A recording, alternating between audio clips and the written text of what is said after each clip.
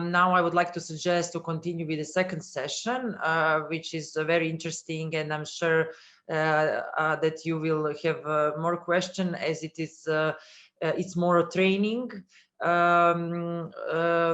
Therefore, just a moment, we have different presentations.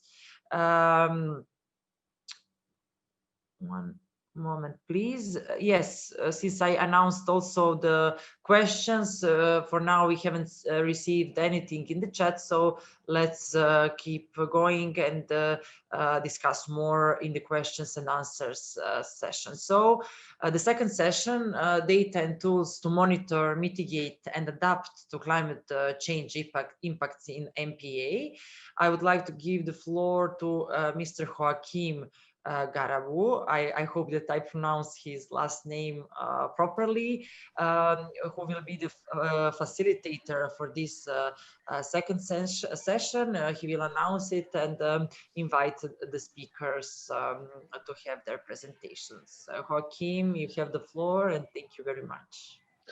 Thank you very much, Ivana, for this introduction and for this opportunity and organizing jointly with Panacea, or the Marine Biodiversity Community Protection, this session. It's really important for us as a project, because we are dealing really with the topic of this session, which is how marine protected areas can deal with climate change and how they can help us. So I'm going to be the moderator, and I'm going to start by trying to be really short by providing an overview of the project, because I think that is good to understand what we are doing and how we address this issue, because you will see that the Mediterranean, it has been said that it's a hotspot on climate change, and specifically the Adriatic Sea is probably one of the areas that is warming faster. So it's even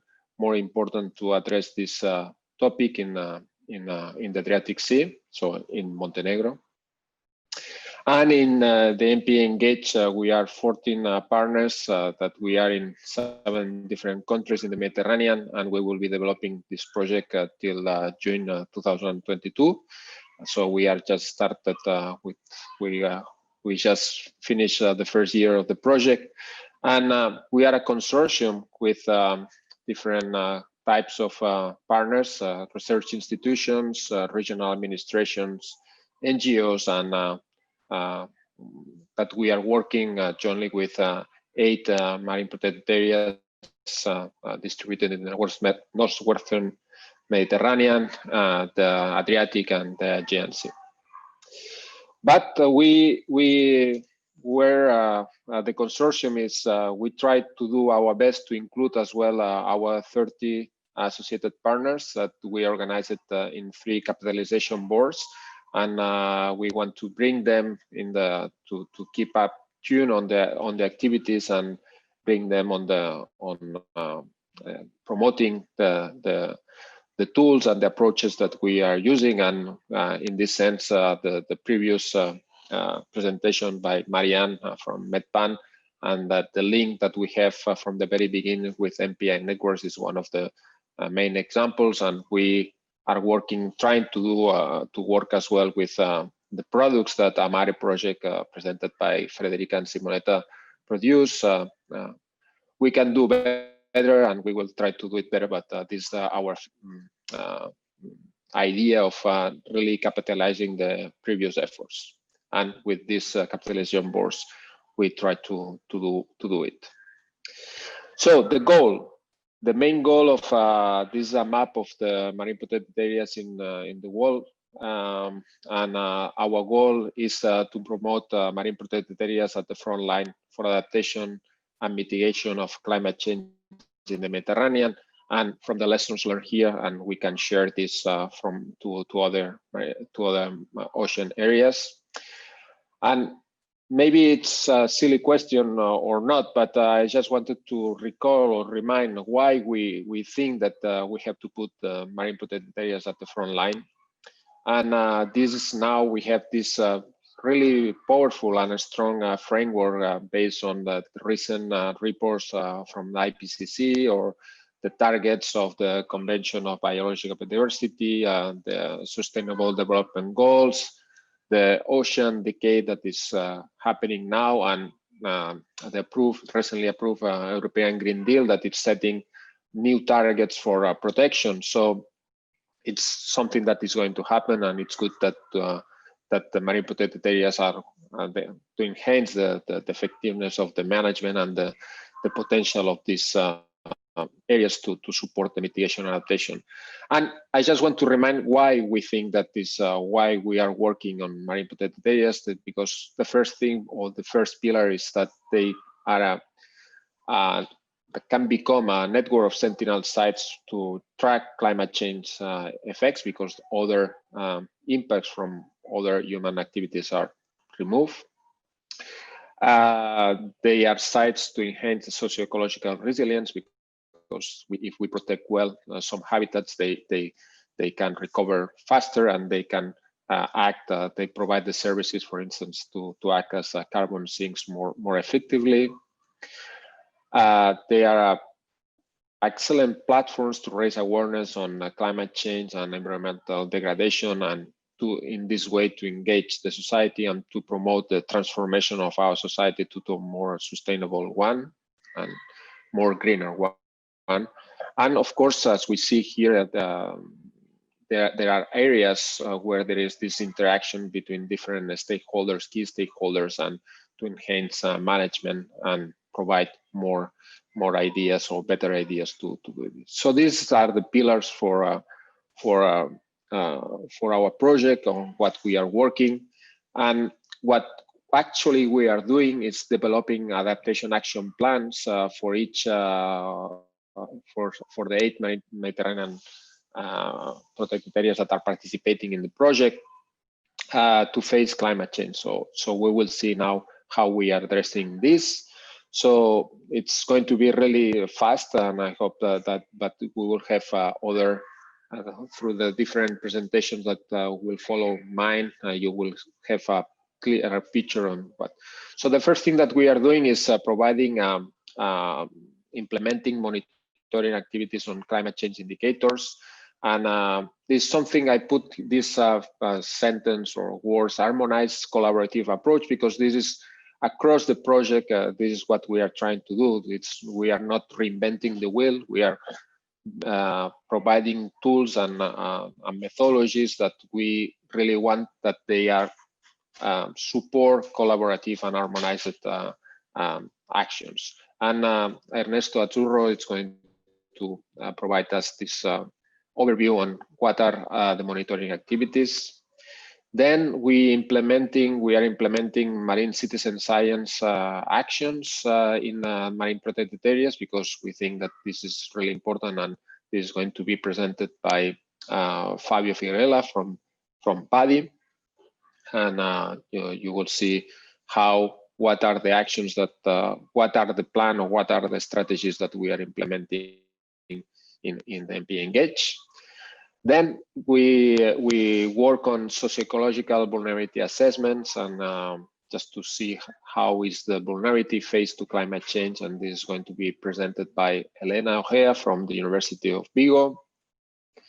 And these are the other actions that we are conducting, which is once we have the vulnerabilities or define the vulnerabilities, we have these participatory approaches, and then this allows us to define an adaptation action plan, and then from this we make a list of actions that can be implemented at the local level, at the level of each MPA.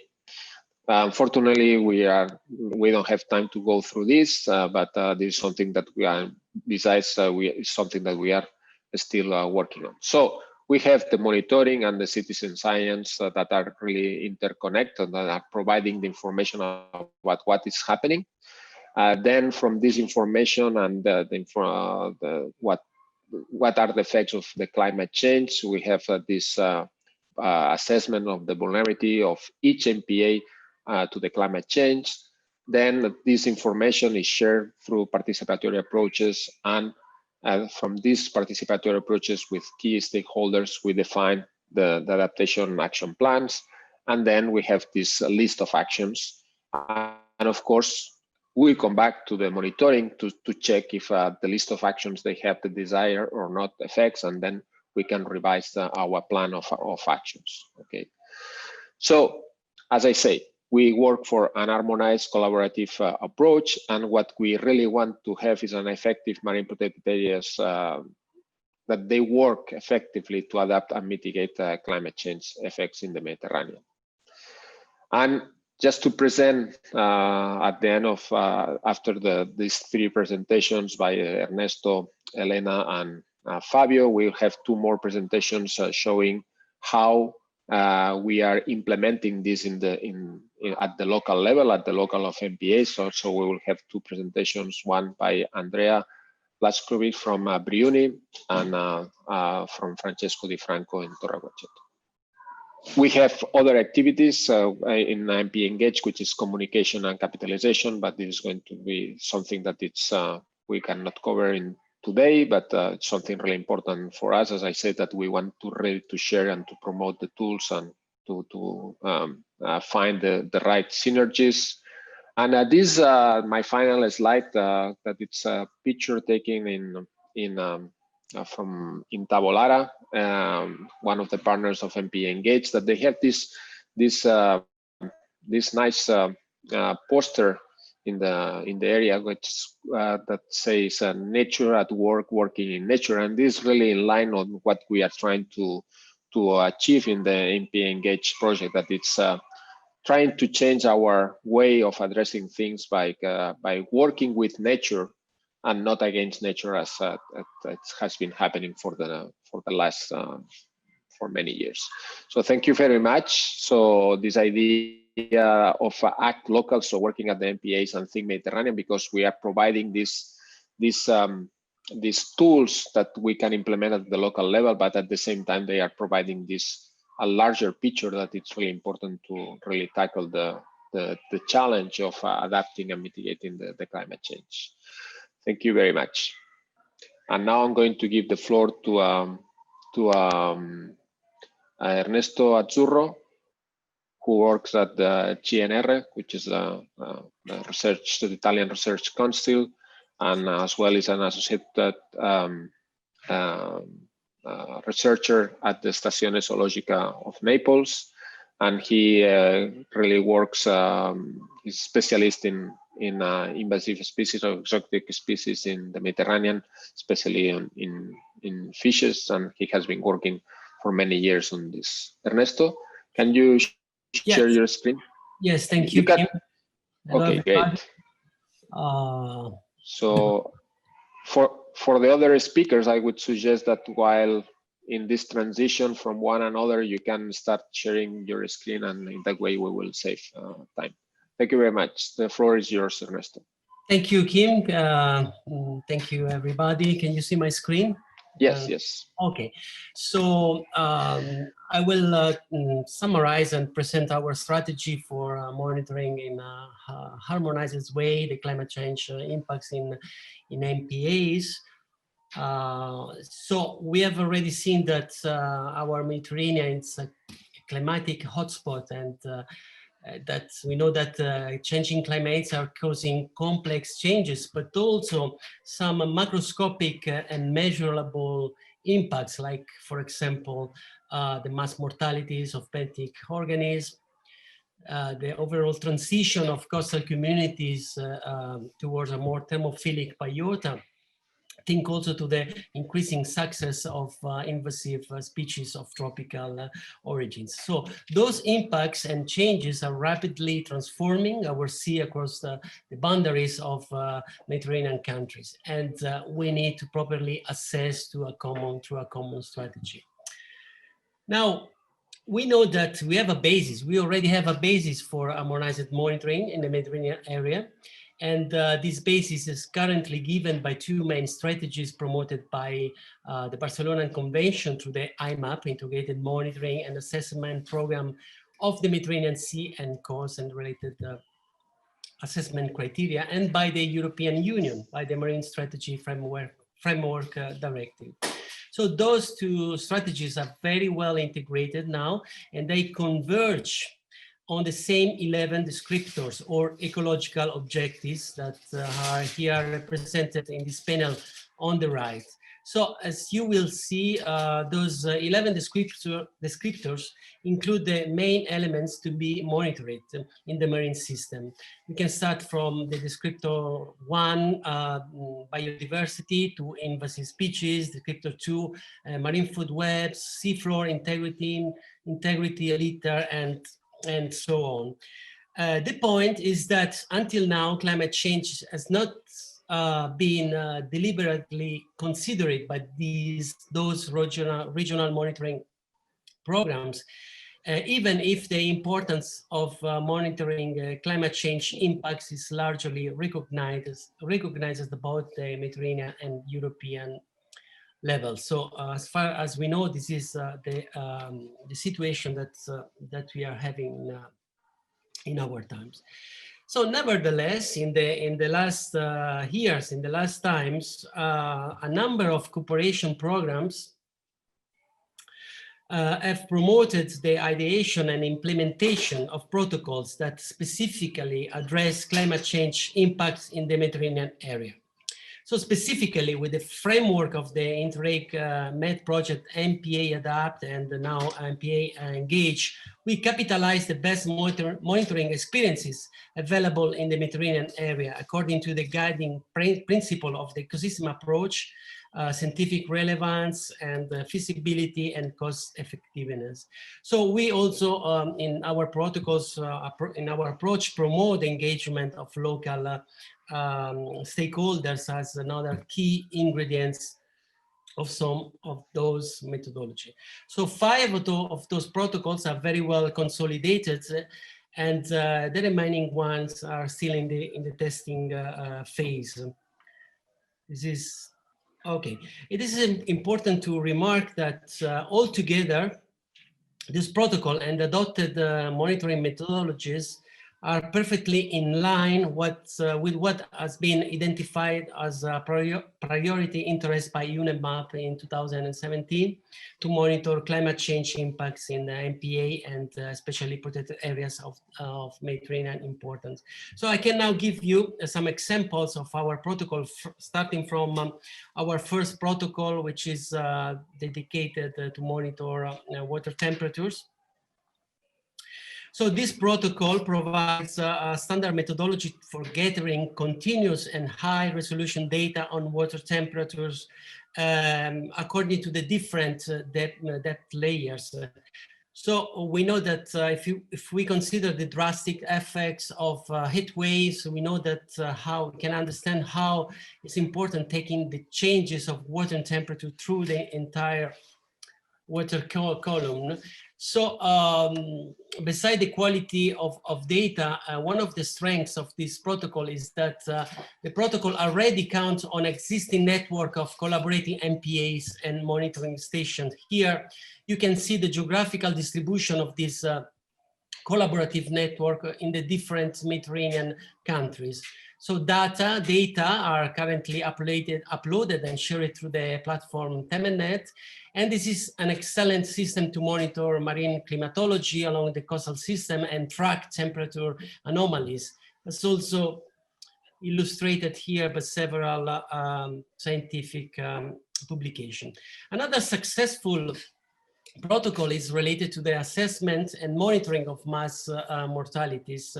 This protocol capitalized the experience gathered during mortality events in different areas of the northwestern Mediterranean, and it focuses on gorgonias, but can be applied to monitor other macrobenthic species such as sponges, coral, biozoans, and can be reinforced by citizen science actions. This is another protocol. This is the LEC protocol, a successful protocol that I already mentioned it, how can be important engagement of local stakeholders. And here our monitoring approach is based on the information that we can get from expert users of the sea, many fishers, and that spend most of their time in strict contact with the natural environment. So this protocol provides a means, a tool to reconstruct historical changes in species abundance and distribution. and can be also used for the early detection and to track other macroscopic changes. Here is, for example, an example of a kind of ongoing changes at the local or sub-regional level as the increasing abundance and distribution of the bluefish in the Adriatic Sea. And I want also to remark that also this protocol is a very consolidated protocol with a very nice and powerful Mediterranean network, and scientifically robust, as demonstrated by our scientific papers. So this kind of simple monitoring strategies can be easily used to also to identify trends and to build time series, and also to identify what we can call winners and losers according to our current and future climatic conditions. I want to end with this last protocol, the Fish Visual Census Protocol, that is a protocol that is intended for periodical monitoring of target fish species that can be used as indicators of climate change in the Mediterranean area.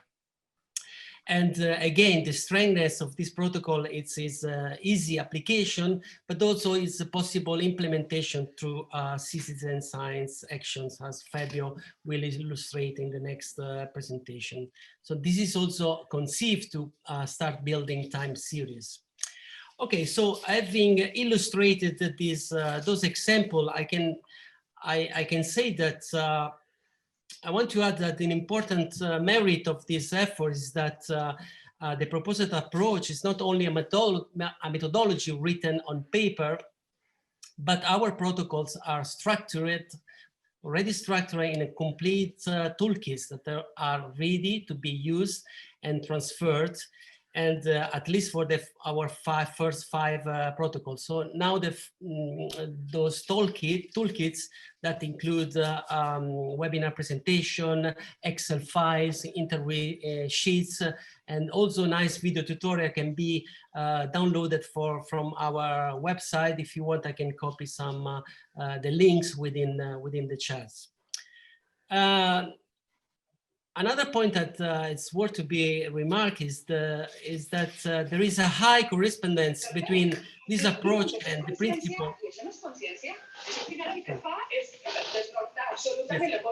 So I wanted to remark this the correspondence that we have between this approach and the principle of both the marine strategy and the HIMAP. As you can see, I'm referring to the coherence for reaching the JES, the good environmental status, the cooperation between European and non-European countries, the capacity building that is very important point to promote common capacity and ownership of the process, and also the data sharing principle and practice. So considering that the first point that we made that the climate change is not specifically considered by regional programs, what we think that our experience, our consolidated protocols, networks, and toolbox could be maybe offered to integrate the implementation of both the marine strategy and IMAP strategies. So this can be eventually done at two different levels. Firstly, some protocols could be useful to be could be ready to be integrated within the existing descriptors. Take, for instance, data coming from the LEC approach. The LEC protocols are perfectly suitable to be to feed the indicator trends within the descriptor 2 of non-indigenous species. And in the same manner, protocol on mass mortalities, the information gained through this protocol is really appropriate to feed descriptor 6 on seafloor integrity. And but another possibility that can be that climate could be eventually considered as a novel descriptor or ecological objective.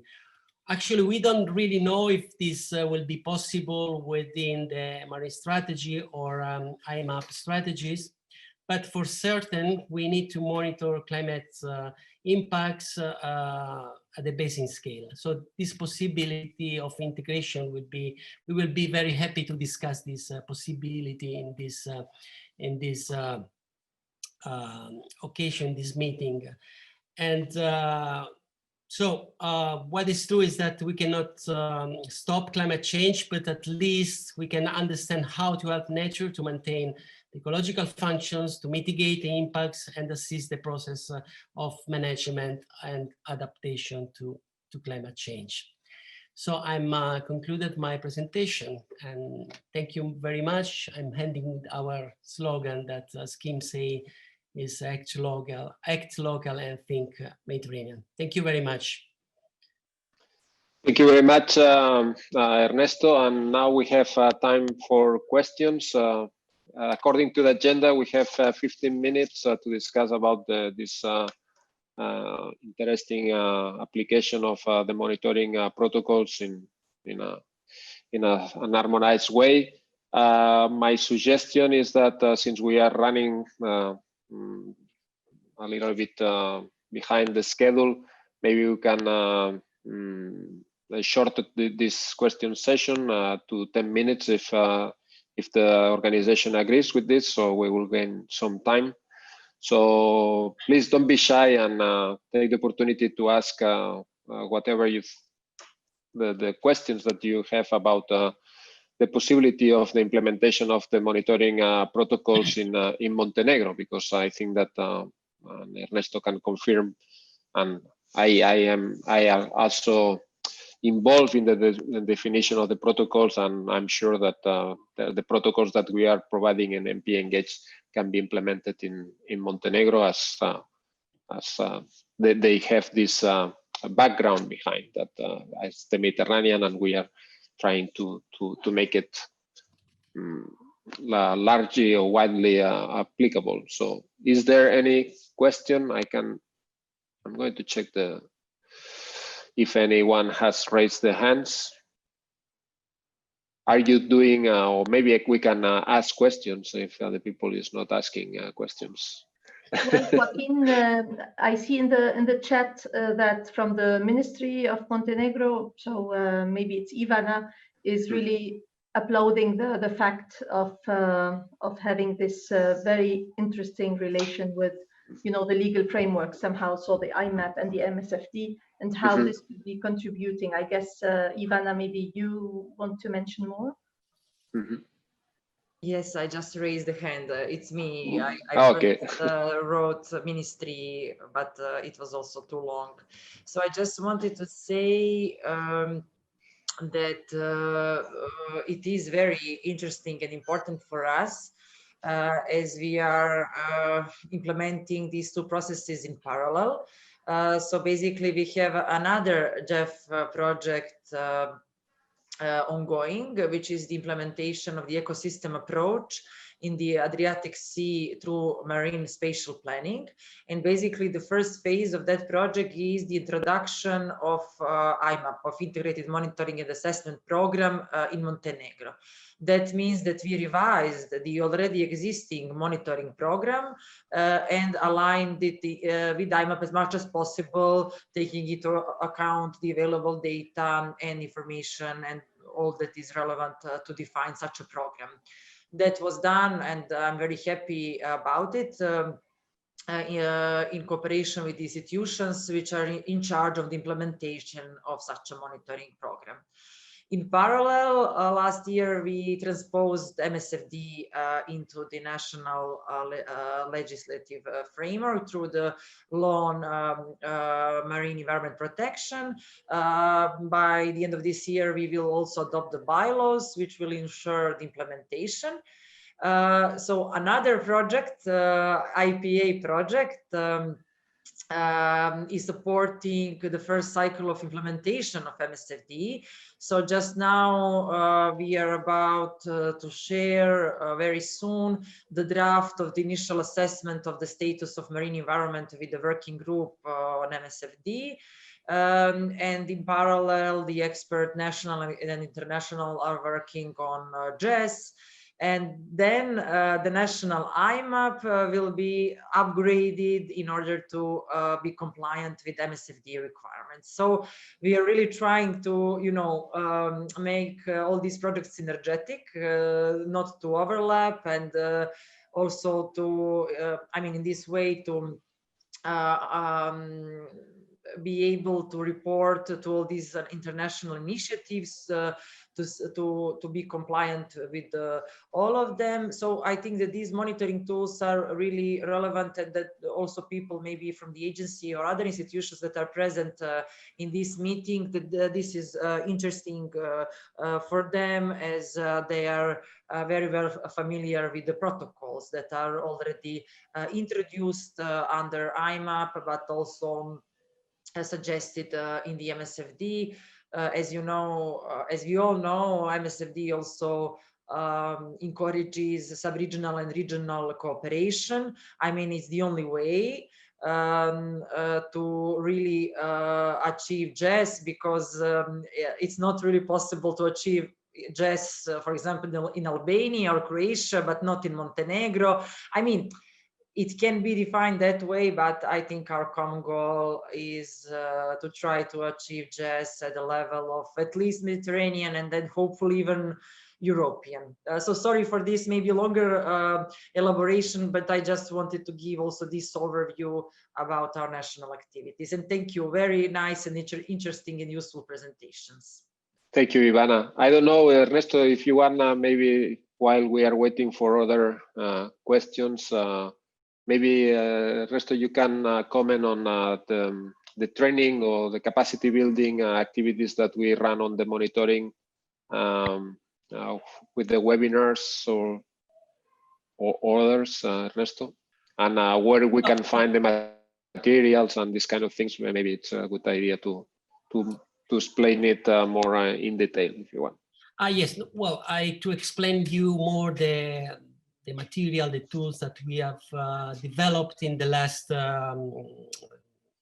decade, at least, because we have different projects. Those protocols comes from several projects, and lastly, those two InterregMed projects. I can put some links to show you part of the material.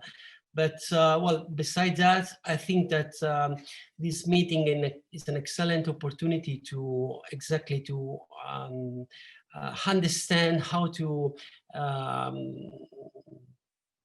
integrate the different activities to let the projects and the protocols, the approaches to talk each other. And so it's very nice to hear from Mireia the situation about the implementation of MSFD.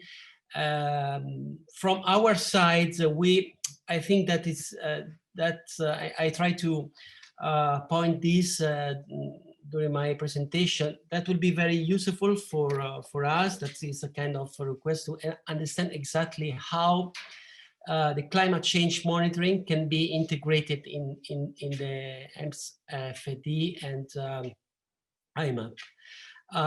We know that one of the limits is that we cannot really stop climate change. So according to the strategies of both the European and the United Nations strategies, we should find a way to maybe find a better link between the what we monitor and what we can really use to reach the JES. But I mean, I want to stress that from our side, from the MPA Engage project, we are really open to receive any suggestion, any feedback on this aim, on how to how to offer our expertise on for those regional monitoring programs. Thank you. I don't know if there is, just let me check any raised hand. Well, I don't see in, you see, I saw Manuela that just said through the chat the link where you can find more information about the monitoring protocols that just briefly present Ernesto. But I think that the main ideas about this, the philosophy and the potential for implementation across the Mediterranean has been already said.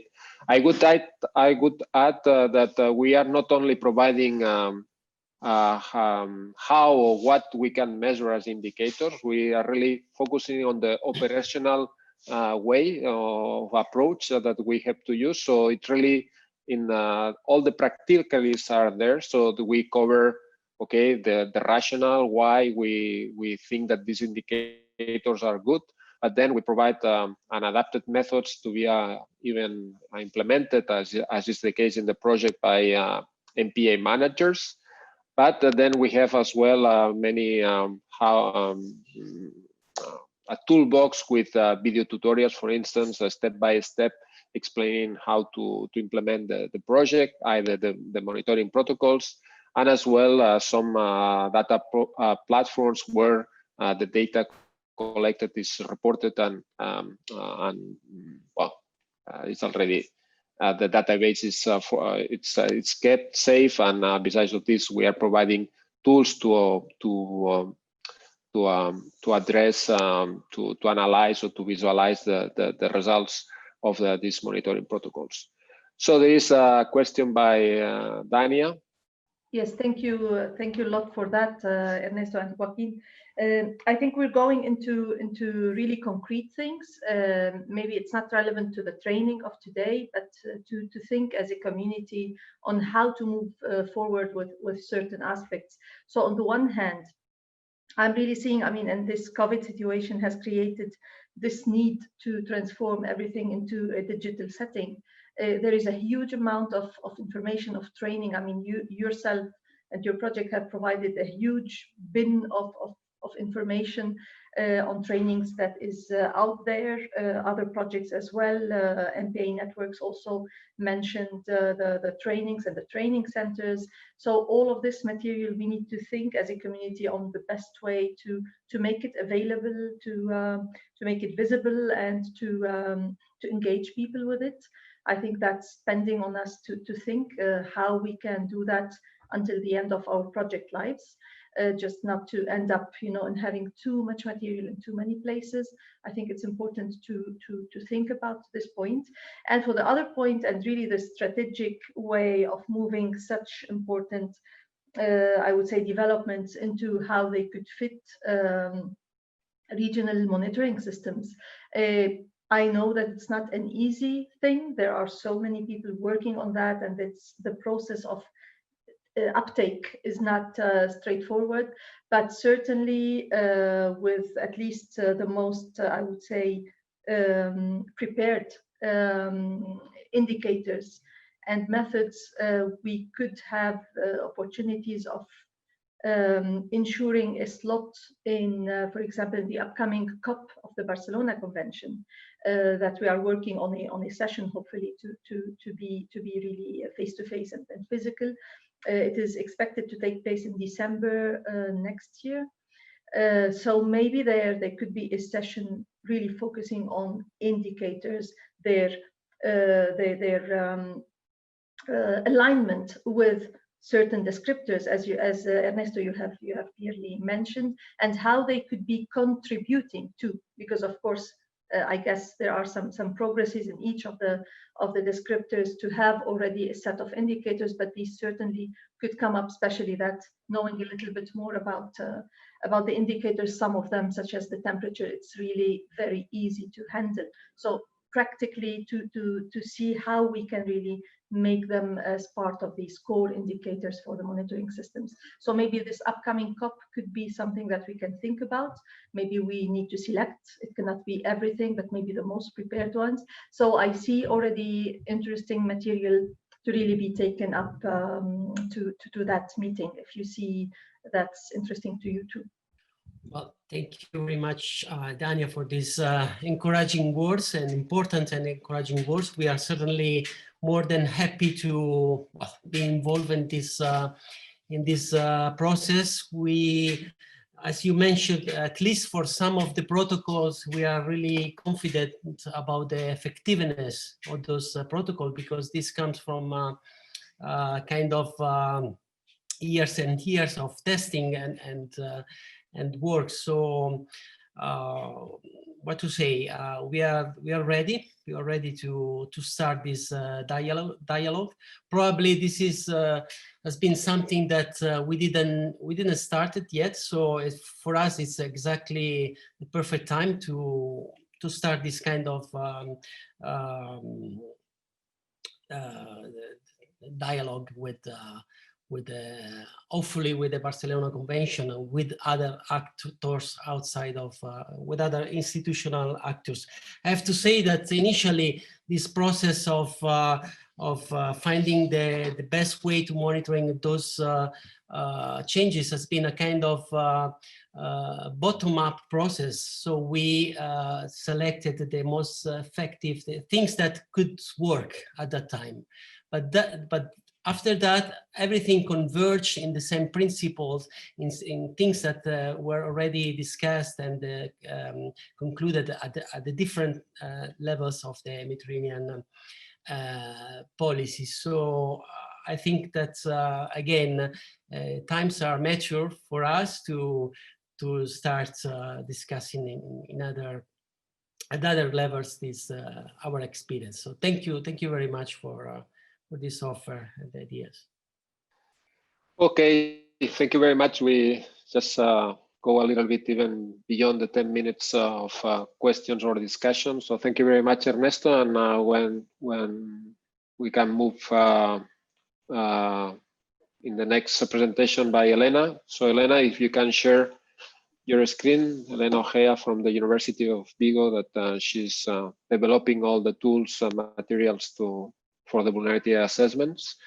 I remind you that we will have at the end of this series of presentations and a final session for discussion. So Ernesto, you can stay and attend all the questions or all the points that you want to discuss. So the floor is yours, Elena, please. Thank you, Kim. Can you hear me and see my? Yes, yes, it's perfectly everything.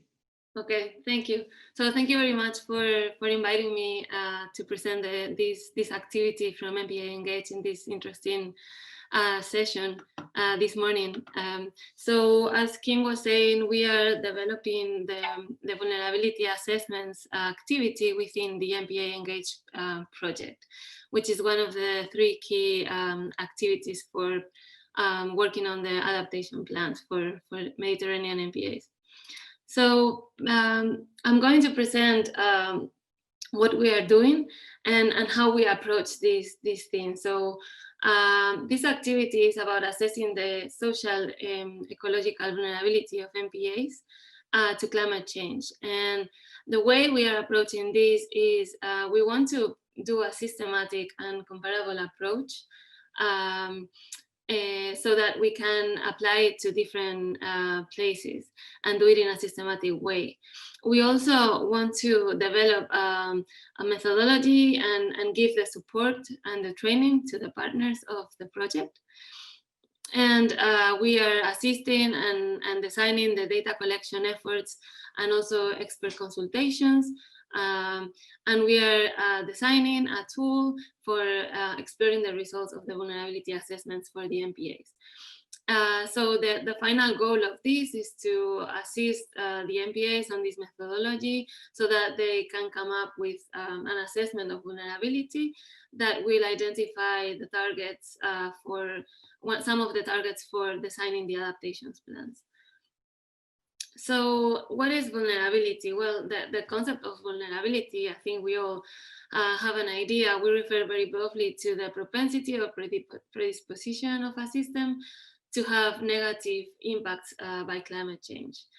So a climate vulnerability assessment is a methodology that helps us understand what are these vulnerabilities to climate change in the context of marine protected areas. So we're talking about the vulnerable species, the vulnerable habitats, and also the vulnerable uses that we have at the marine protected areas, taking into account the projections of the impacts of climate change in the future. So basically, this is the core of the vulnerability assessments. it's always these three components that I'm showing here. There are different frameworks. We are using the framework that the IPCC released in its 4th assessment report, which is basically what you see on the right. And it is conformed of three components, which is the exposure of the system. So how is the MPA, what are the impacts of climate change in the MPA in terms of magnitude, frequency, duration, and so on. This can be, for example, the marine heat waves projections or the sea surface temperature projections. So this is for the ecological system, if you can see in the graph in green on the right. But then we also have exposure to the social system related to the MPA. Which in this methodology, we use the whole ecological vulnerability as the exposure of the social system. Then the sensitivity, it's the conditions and characteristics that mediate mediate the impacts of climate change on the system. So ecological sensitivity would be, for example, how much species are sensitive to climate changes or to marine heat waves, if they have higher mortality rates and how high. And for the social system, sensitivity is related to the dependence of different activities on the ecological system. So if fishing is very important around the MPA, or if the tourist activities are sensitive to climate impacts and so on. And finally, we have the third dimension, which is called adaptive capacity. And adaptive capacity, it's a positive strength of the system, which makes the system capable of responding to climate change. So here, the higher adaptive capacity, the less vulnerable a marine protected area is. And we also have adaptive capacity in the social and in the ecological domains. This is a brief introduction, but I hope it makes sense. So we are calculating the ecological vulnerability and the socio-ecological vulnerability with these components. So the impacts of climate change that we're looking at in the MPA Engage project for the vulnerability are basically the increase in sea surface temperature due to climate change and the increase in frequency and magnitude of marine heat waves. As we have seen, these are really important impacts that we expect, and I have just here a summary of how the scenarios look like. This is sea surface temperature anomaly. So you see that we have huge variations with 2-3 degrees regarding to the reference period, as we know, depending on the scenario. And these are the logos for the 7 MPAs that we are studying, and the locations.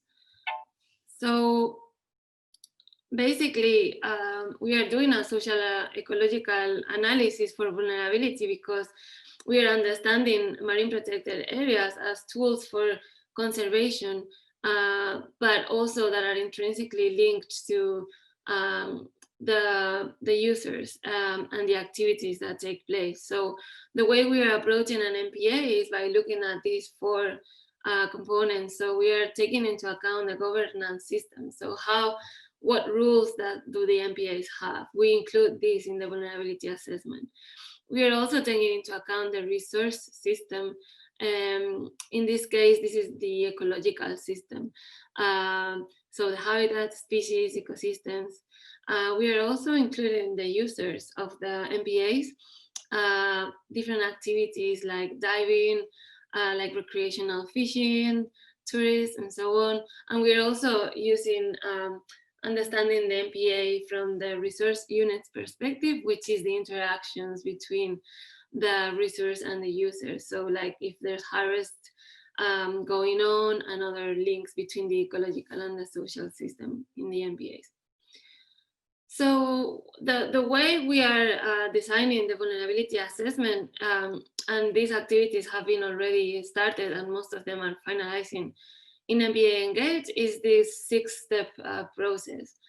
I'm going to explain briefly each of these points, but basically we started last year collecting, at the beginning of this year, collecting information on the context and the focus of the MPA, each of them to understand how to frame vulnerability. Then we designed a document that we propose a methodology. We call it the guidelines for the climate vulnerability assessments. And then we organize a series of training events for showing these guidelines. We perform a data collection process through this summer, not without the problems of current situation, but successfully. And we designed also a tool, which is basically the calculations of the index, because this is a vulnerability assessment are a composite index of indicators, right? And finally, we are now in the implementation of phase of the, writing the final reports and understanding the results we have. So a little bit of context. Well, as I said, we are focusing on these two stressors, which is sea surface temperature and marine heat waves.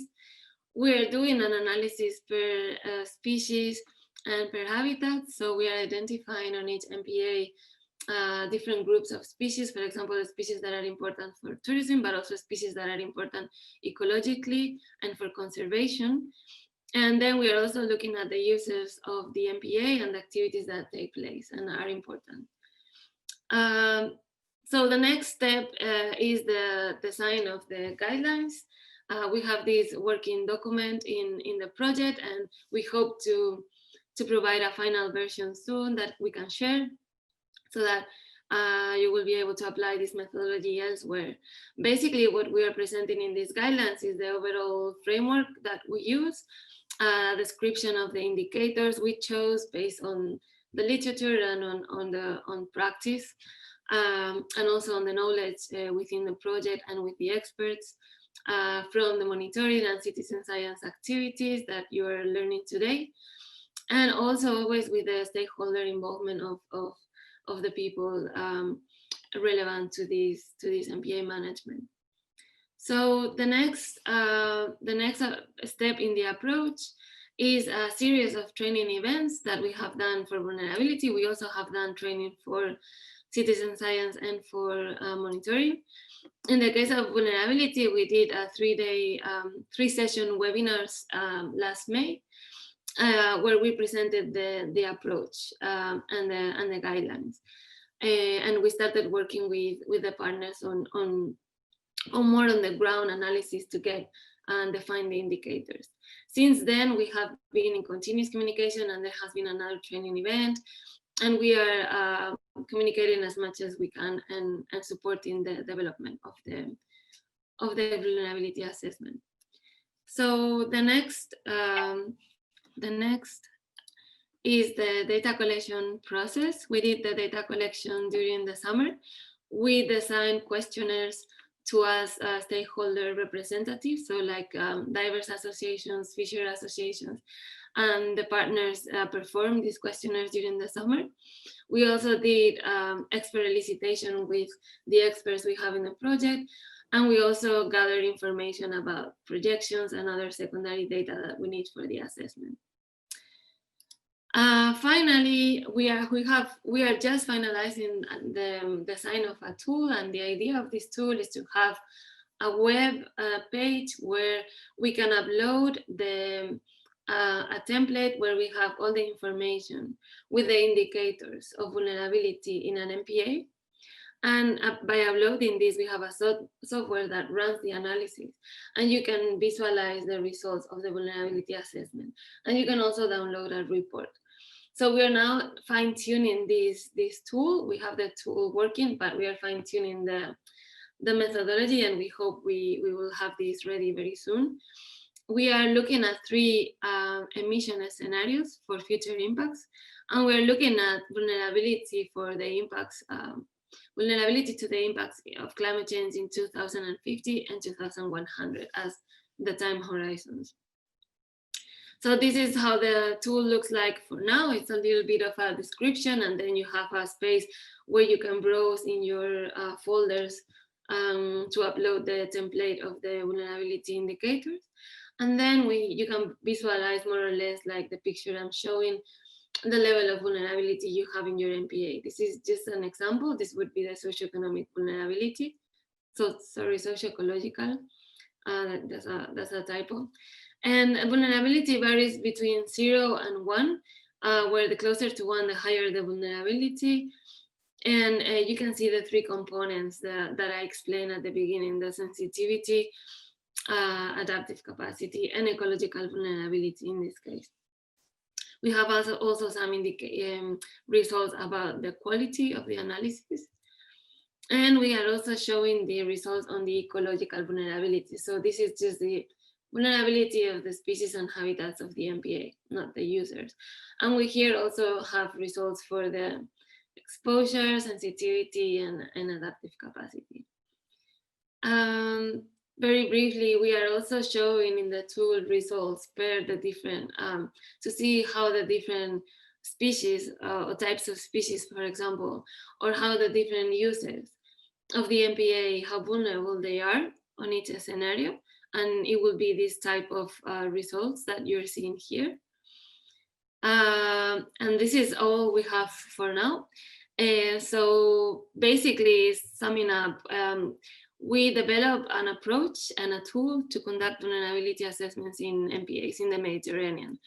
We designed this approach to be useful and transferable. The approach is fully designed. It is now on the implementation and testing phase. It is related to the other activities in the project. And as a result, we hope we can have the materials soon to be able to apply it in other places. And this is all. I hope it was not too quick. Thank you very much. Thank you very much, Elena, for this nice presentation. I don't see now any raised hand, but I want to insist that in all activities, and it's the case as well, and this complex assessment of the vulnerability assessment, the implementation of the vulnerability assessment is quite complex, but the idea that we have behind is that making really operational. And maybe you already say, but I wanted to insist that the tool that you are developing is really ready to use. Of course, you have to follow the guidelines and etc. and the trainings, but it's something that the figures that Elena showed in her presentation, these are the figures that you will obtain in the reports that are provided by the tool. So it's really operational in the terms of that you are getting. You put if you know how to make the process of gathering the data, then you get a really straightforward feedback on this assessment. So I think this the raised hand by Ivana from the ministry. Yes. Thank you very much. Just very briefly, since you mentioned the guidelines on vulnerability assessment or climate change, I think that's really interesting and relevant for us, as we are in the process of implementation of marine spatial planning process, which means that in line with the Maritime Spatial Planning Directive, we are preparing the Maritime Spatial Plan. And basically what we used in the JEF Adriatic project is the ecosystem approach in order to prepare that plan. Not only, but also ecosystem approach. I will not take too much time, but I'm talking about this since when I say ecosystem approach, that means vulnerability assessment based on the ecosystem approach. So basically, we took the existing data on the marine environment in line with the IMAP, Barcelona Convention IMAP indicators, and then in the end, just to make it short, we will have a zone suggested, like, for example, suitable for some activities, etc. on the basis of the existing data, on the need to protect the environment, but also taking into account the priorities, development priorities of the country. But just not to forget that environmental dimension. This is just to explain it in a simple way. So this seems to me as an additional very useful tool to take into account also climate change, which we did not do by now in this process. We did do some analysis during the coastal area management program, which are famous camps of the Barcelona Convention under the integrated coastal zone management protocol, where some analysis, vulnerability assessment of the coastal zone to climate change have been done, sea level rise, etc. So just not to take too much time, but it's something that we, let's say, initiated at the national level, and I see it as a very advanced tool that can be integrated in what we are doing currently as well. So we may contact you also further after the webinar to see maybe how to do something more for the MSP, as we are starting to proclaim by the end of the year for sure one MPA, maybe even all three. So yeah, that would be very relevant. Thank you very much, Ken. Okay, thank you very much, Ivana, for this positive feedback. And Elena, that's for sure that she will be really supporting this. And Elena can say it better than me, and I'm going to give the floor to her to say it. But I think that this tool or this approach can be used to larger spatial scale. So, Elena, please just if you can provide some. Yes, I agree.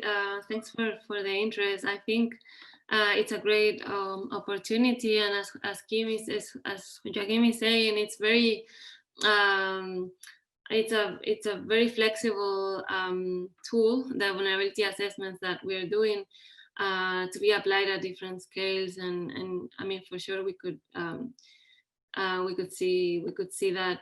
One of the benefits we are seeing on the vulnerability approaches is that they are very inclusive of actors and stakeholders, and they're very useful tools to interact with the stakeholders in different processes, but also to be aware, to identify and target needs for management and for conservation and climate adaptation. So yeah, completely agree. Thank you very much, Elena, for this. I don't see any questions in the chat or raised hands. Is there any MPA manager that is wondering if they can apply, or people that are behind the declaration of the MPA in Montenegro that thinks that if they wonder how it can be applied or something, it could be good to have this feedback from people that in fact they have to use these tools. We are designing or developing these tools for them, and it was the same case for the monitoring tools. So if there is someone with this profile, I would like to hear from them, because without their feedback, it's really difficult to provide the right tools, right? So because it's a co-creation process that we have some expertise in some topics, but then we have to implement this in a practical way, and this is what we are doing. So yeah, maybe we can give them some more time, and then they are thinking about the questions and the inputs by the final session on the discussion and questions at the end of the webinar. If there is any other comment, maybe we can move forward. Sorry to take the floor again, just to inform you, as I said in the introduction and also during Vasily's presentation, we are now to proclaim soon the first MPA in Montenegro. So by the law from 2016, we have the institution in charge for the management, but also the project that was presented by Vasily will propose management models.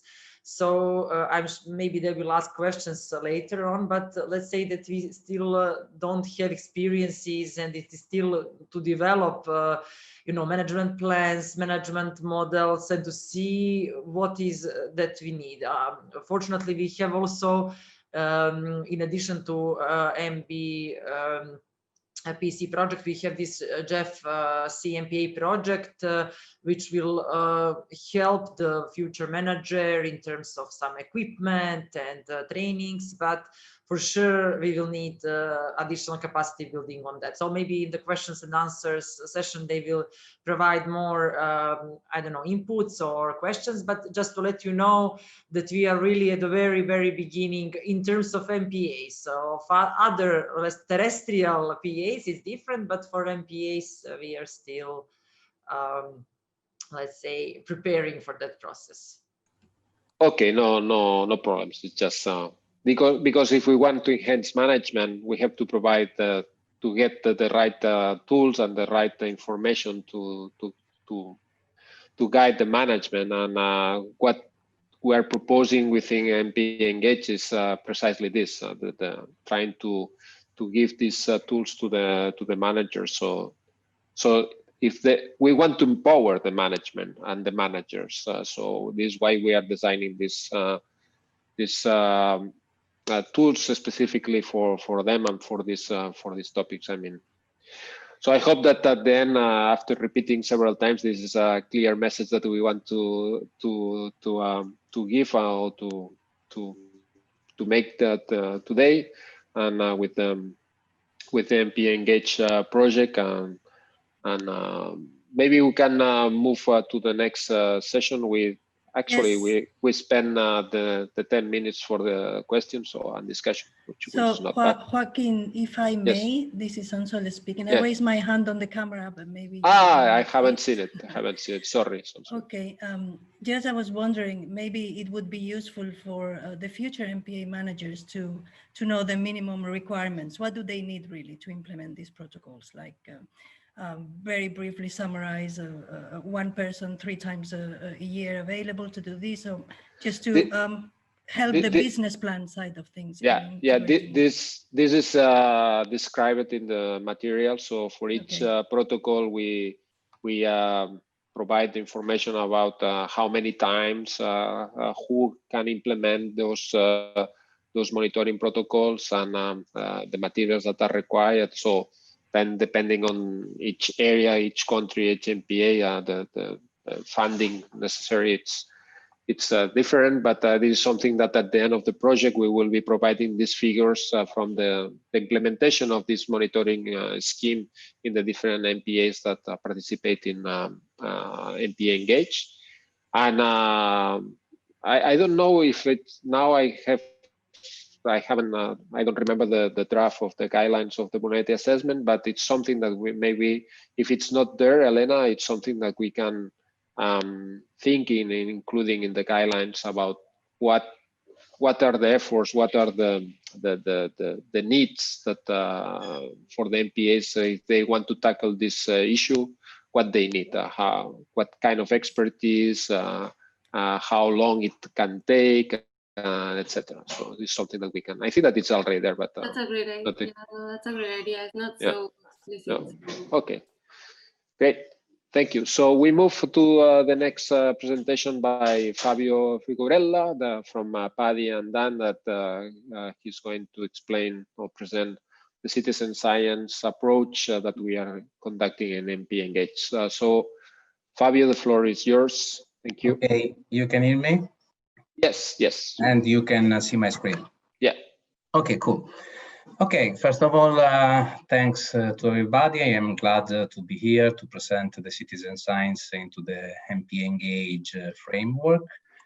And first of all, as Kim and Ernesto announced in their presentation in MPA Engage project, there is one part dedicated of citizen science as a tools for MPAs to help the MPAs to monitoring on the climate change issues.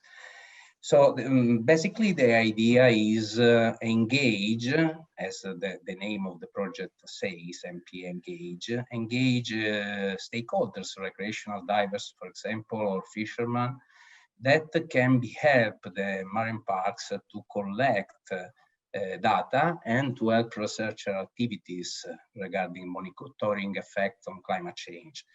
And in this context, we named this section as citizen science.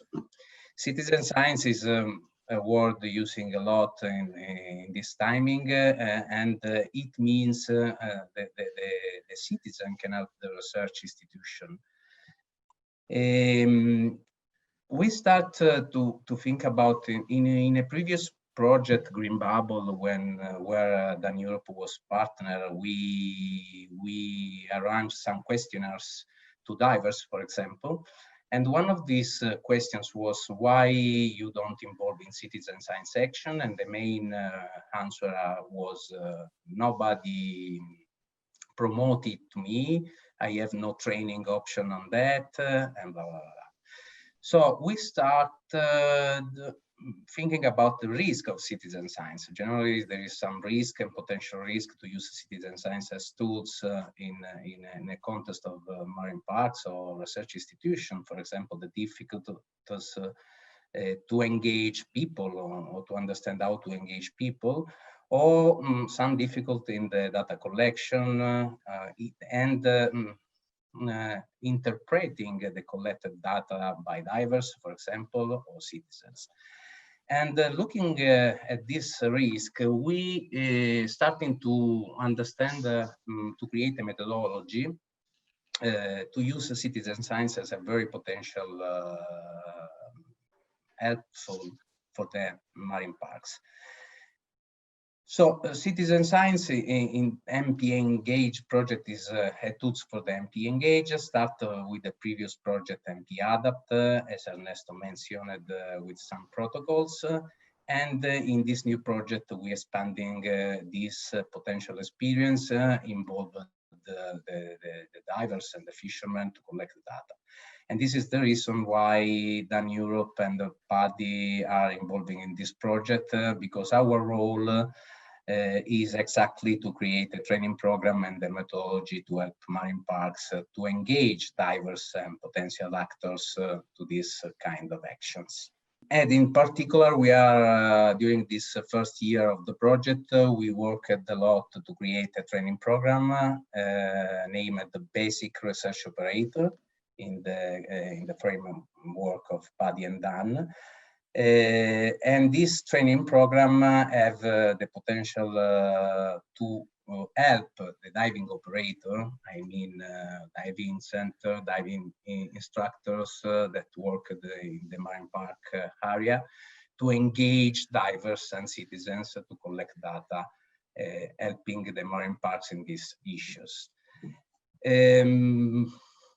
Okay, Dan have a lot of experience in citizen science, like medical and physiological data, because they started in 1994. Dan is a foundation that work on the safety of the divers. And from 1994, Dan started to engage divers to collect dive profile, to study the physiological issues on the diving. And also PADI have a good experience on citizen science. We started in 1992 with a foundation project Aware, with a citizen science project Dive Against the Breeze about litters.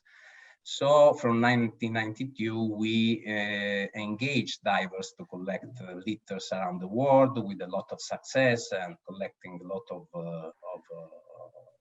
data on litters around the world. So using our experience on that, we, starting 2 years ago in 2018, in Lampedusa, I meet occasionally Kim and Ernesto during a presentation of MPA Adapt in the Marine Park of Lampedusa. And we're starting to thinking about to start with a pilot project to use some of this protocol, in particular the visual census protocol that Ernesto mentioned in the first presentation, give to the diving center the possibility to receive a training on that with a specific goal to engage divers on that. So we're starting immediately with a meeting with the diving center with a lot of enthusiastic reaction from them.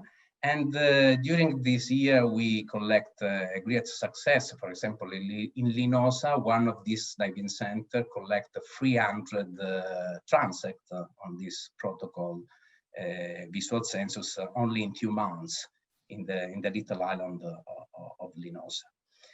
So this encouraged us, me, Ernesto, and Kim, to proceed in this direction. So we understand, all of us, that there is a lot of potential in the citizen science for the win of all, for the marine parks, for the diving center, for the potential of connection with stakeholders and institutions. And the use of citizen science means that the citizens are aware of the problems and are directly involved in collecting data. But in the same time, we're starting to understand that there is potentially challenge on that. For example, myself going to water with the slates, I realized that it's not so simple for the divers using slates to collect a data with a transit on the protocol. Also, if it is very simple, like a visual census protocol. So we're starting to think about a training program. So training is very important on that. And this is what we are developing in MP Engage. In MP Engage, we are using our involving in this project to create a training program. So we're starting this year. Obviously, as all of us with the pandemic situation, we create a contingency plan, because at the beginning we were thinking about events to training instructor at diving center and to involve divers in the same time. But obviously we can create a contingency plan. And we start to create this program. We test this program. We use a lot the digital connection with the diving center and instructor, developing some webinars to teach and to train in the instructor for the theory part, standards part, and blah, blah, blah. And then we started to create some little event this summer in Italy, because we are, due to the COVID, for the situation, we start in Italy with some marine parks. We training these people in a very small group and to understand what is the feeling of the diving center, what is the potential connection through the diving center and the marine parks. And it was very successful. So the program is ready, and now at the end of this year we can say that we are finished the test of this product of this program. The program is named Research Basic Operator, as I mentioned, and we are thinking about to create some tools to push the diving center to think about a new business model on the citizen science. This program covers some theory topics. For example, okay, the first is a presentation of Dan Europe, that is a partner, about the safety program, and the DSL, that is their Dan Europe platform to collect ecological data. We can create a specific part in partnership with Carlos Serrano, that is the task leader from the University of Marche, about citizen science, and a chapter, a specific chapter about the MPAs. But the most important thing on this program is the practical application. Because in our experience going into the water with Kim, with Ernesto during our event, we thinking about how to create training for the instructor and then for the divers. So workshops are very important. The dry workshop on the skills to collect data, for example, to use a table, to understand the protocol. And we inserted in the program a confined water simulation because basically divers first to go in the water to collect data have this confined water simulation with a slate to understand how, for example, to move into a transect, to collect data with the visual census protocol, to stay into the line of the transect and blah, blah, blah, blah. And then 2 open water divers to gain the certification of basic research operator. So, and create a gratification for the divers that have completed the trainer.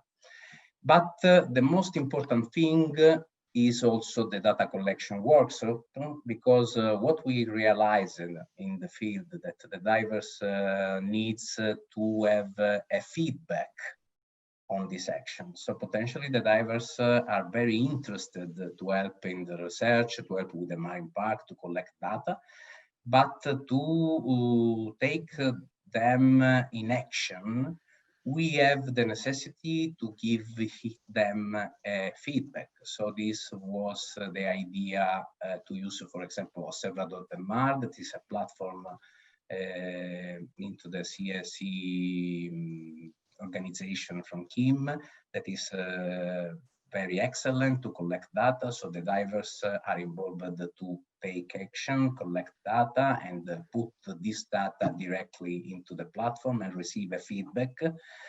And they have the possibility to visual their observation into a platform, into a website, and to share that with social media, with friends, and disseminate this kind of action. This is very important. So into the program, we have created some tutorials for the workshop, so tutorials for the use of protocols, tutorials for the use of the collecting platform, and this was very, very useful. As Ernesto mentioned, the Interreg MP Engage have a lot of protocols, 10 protocols, 5 protocols are completed in the previous project MP Adapt, and the next are evolving. But into the project, we decided to use only 3 protocols to involve the divers. The first one is the visual census, started with the MP Adapt experience. The second one was the mass mortality protocols. And the third was Pinna Nobilis protocol. But it is not finished, because we into the project, in our experience, we want our vision is to create an open box. So the idea is okay, we have these 3 protocols, but why not to add local protocols? Because in our experience, meeting the marine parks, there is some marine parks that have a lot of experience in citizen science action involving diving center and divers with specific protocols, like, for example, Tavolara, that have a lot of experience with Posidonia protocols. So the idea of the training program is don't to be closed, but to be completely open in a vision that is the first step in an open box citizen science. And I want to be clear, Paddy believe a lot on that, but we are not the only agency. I hope that all the other agencies in the Mediterranean and the world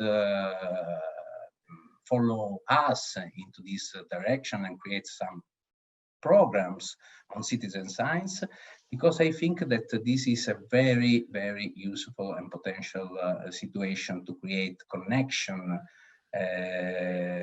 between diving industry and divers, marine parks, research institution, in a very completely good way to manage that. So Ernesto was very specific on the protocols, but this is the third protocols that we are developing at the moment on the citizen science section in this part of the project. As I said, we start especially with the visual census as mass mortality, because Pinna Nobilis is a lot of complication, because in the Mediterranean it's very difficult at the moment to start with the Pinna Nobilis, but there is some good news on that, because some new species are visualized from divers. So we hope that in the future we can collect data on these species, and it is and we are very happy on that.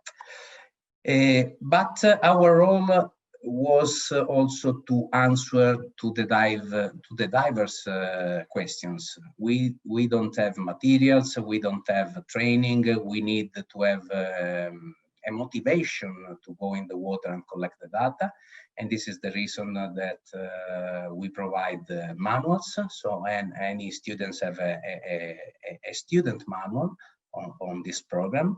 We provide us also marketing tools, so posters that are created into the framework of this project. MP Adapt, MP Engage, and the Diver Center use this poster to engage divers. And also logbook, for example, in the previous project, MP Adapt, we can create a logbook. Normally the divers have their logbook to log their dives. So it's very interesting feedback to create a logbook where the divers can insert their observation dives or citizen science dives. And the instructor can put their print and signature to validate into the training part of that, the dives. But also the slates. So we use the previous slate created into the MPA Adapt project, and we create a new slate in the MPA Engage with visual census and mass mortality protocols. And we are thinking with Ernesto and Carlo to create another slate with the PINNA, for example, and Posidonia with other protocols to give to the diving center and the divers tools to create this program, to create this action, to create this very important general movement of divers into the citizen science direction. As I mentioned, all of us have a contingency plan, so we can create a citizen science tour in 2020, very small, because with the COVID situation, we trained in a small group, the only diving operator and diving instructor. And this was a very great experience. Personally, I journey all this tour around Italy. This is the numbers. We trained the 70 basic research operator instructor with a lot of enthusiasm, and the 15 research diving center in 5 marine parks in Italy. Tavolare and Portofino are partner of MP Engage, Ustica and Dasinara are associated partner of MP Engage, but also Capocaccia in Sardinia. And I want to show a very small video. We don't hear the sound now. I don't know, Fabio. Oh, really? I'm sorry. And, no worries. Besides of this, we are kind of running. You are 3 or 4 minutes above the plan. Okay, so no worries. So I'm closing my presentation. So no, you can give the link and put it in the chat for the people that want to see the video. Yes, exactly. I put the YouTube link of this video. Yeah, thank you.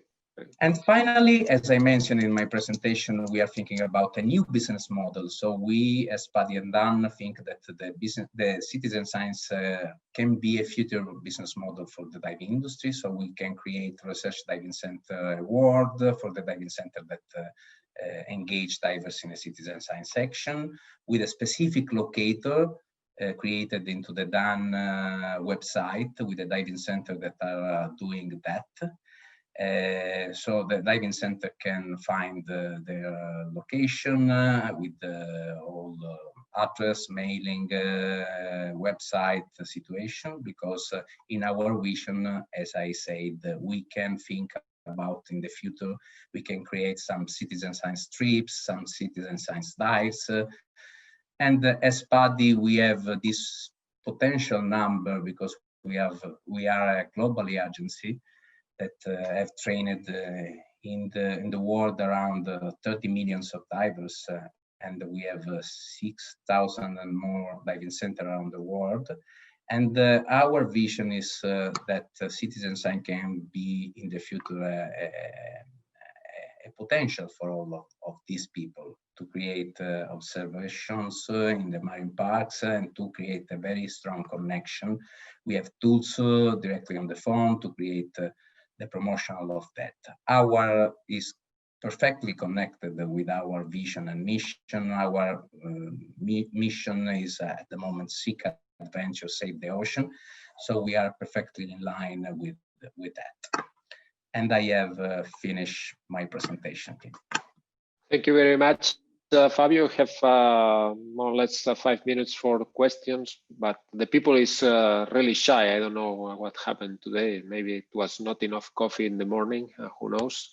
I know that it's long, but please take the opportunity to ask questions. And Fabio's presentation is another example of the way that MPA Engage is addressing the implementation of the project, really focusing on the operational and the practical things. So really in touch with the people at the local level and the people that is with the feet on the water, even not only the feet, the head in the water, and just tackling the real issues. So please don't make like Sonsoles that is raising the hand in the camera because I don't see them. So please just press the button on that you have in the participants box that you have. There's a raise hand. So if anyone wants to raise a question, Sonsoles, no, you have to. I'm not going to give the floor if you don't push the button on the. So you are giving a bad example. Huh? No, I'm trying to be interactive and make people less shy to open their cameras and speak and address people. Yeah, no, I just wanted to learn if you're planning in the up to the end of the MPA Engage project, any particular activities concerning the Adriatic and Montenegro. So we can look also at these citizen science angles and trying to involve these local communities at the end, all the stakeholders around these new MPAs and works that we want to do in the area. So maybe if you can just briefly enlighten us on your plans, or or if you're planning to have these kind of digital events mostly. Thank you. Yes, is answer for me? Yeah. Yes. As I said, we start this year in Italy, obviously with for the contingency plan for the travel issues, but we are thinking about to export this experience also out of Italy in the other marine parks partner of the project, Bruni, for example, and Spain and other marine parks. So we are completely open to share this experience with other marine parks in a capitalization perspective and in an interaction between projects. So I am completely open to create some events with you in Montenegro, with digital or if it is possible with some events in the field. So please contact me and Kim if you want, but we can organize some of this training part with divers, with the diving center about citizen science in a digital form, and if it's possible, finger crossed, in a physical way. I would add that probably there is PADI centers already operating in Montenegro that maybe you can, from PADI, they can be contacted and just encouraged to be part of these trainings or this action as well. So exactly what I can do in that, if we organize something, I can use our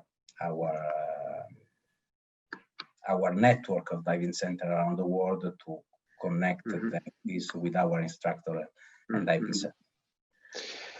Thank you. Okay, great, thank you.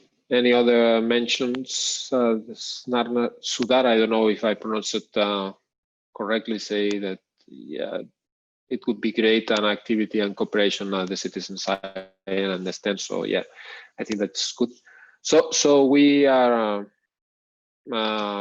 we passed the 10 minutes for the questions. So, but I think that it's you provided a really nice overview on the citizen science approach, and hopefully there are more questions maturing for the end of the webinar, for the session of the questions. So I'm going to give the floor to Andrea Blašković from Briuni, who is going to present us. So Andrea, if you want to share your screen already, so while she works as a manager on the national park in Briuni in Croatia, and she's going to present us how, from their perspective, they are a partner in MPA Engage, and how they are implementing these activities and others related with the climate change, the development of adaptation plans for Briuni, exactly. So,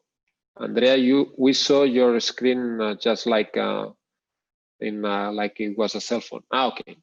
Now we saw it perfectly. Thank you very much.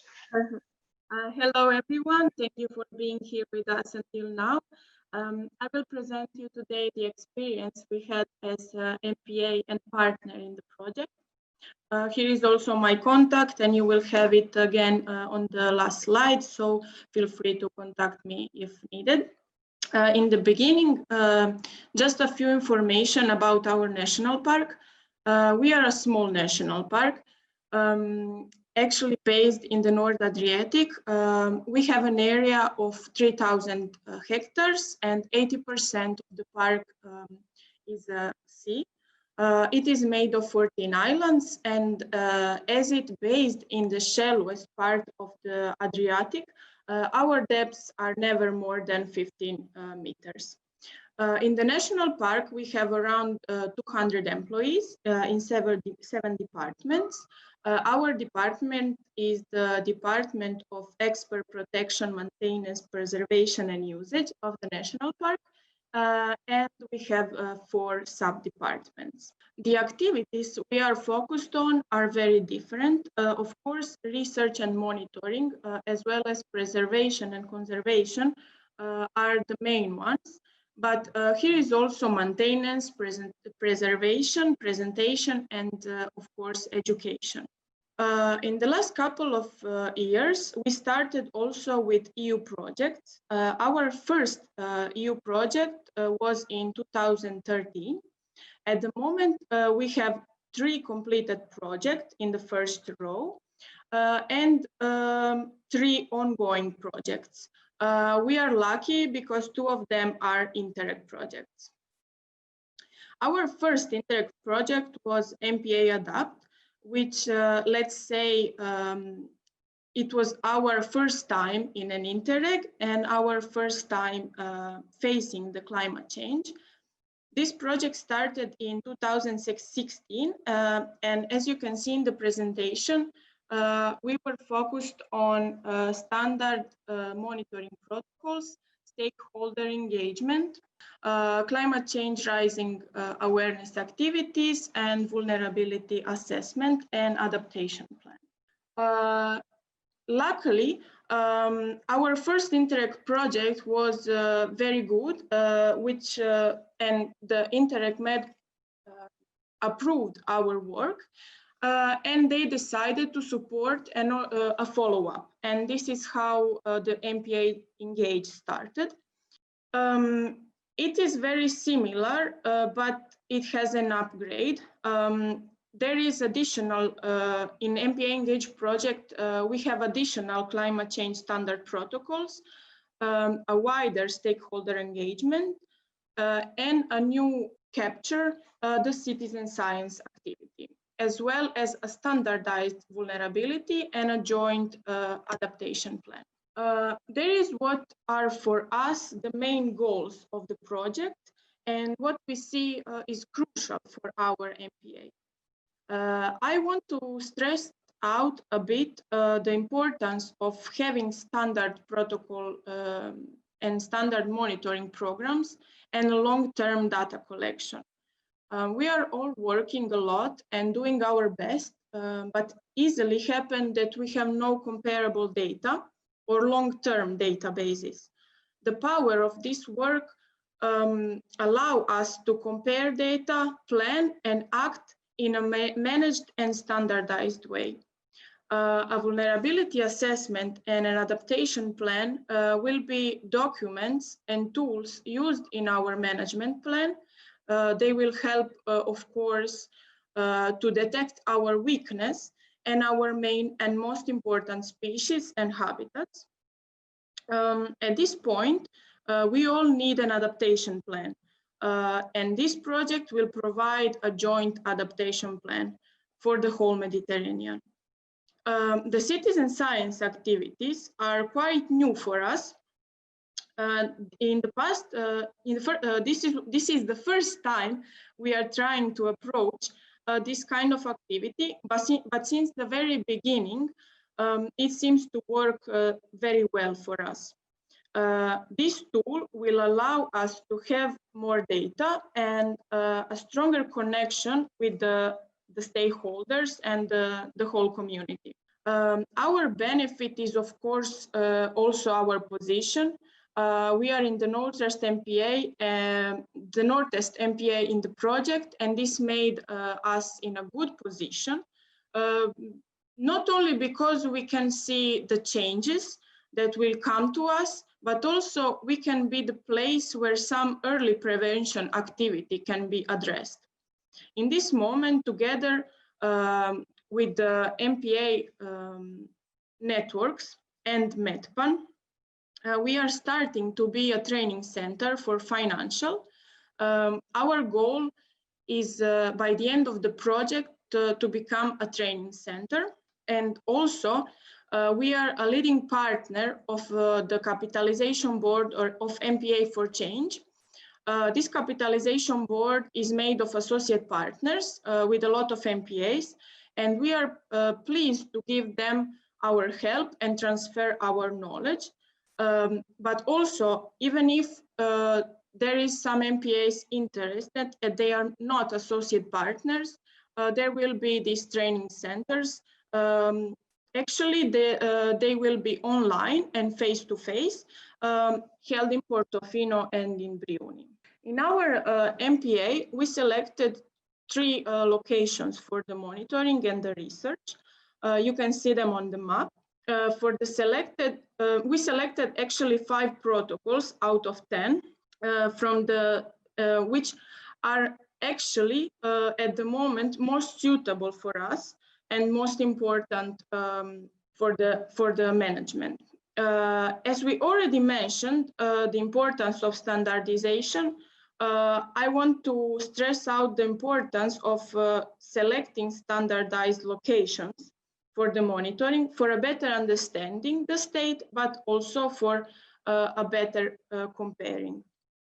In each location, we started with the sea temperature monitoring. We added a visual census of fish, a Posidonia monitoring, and also a mass mortality. But also, we will stress out the local ecological knowledge monitorings. Here you have a sneak peek of our vulnerability assessment.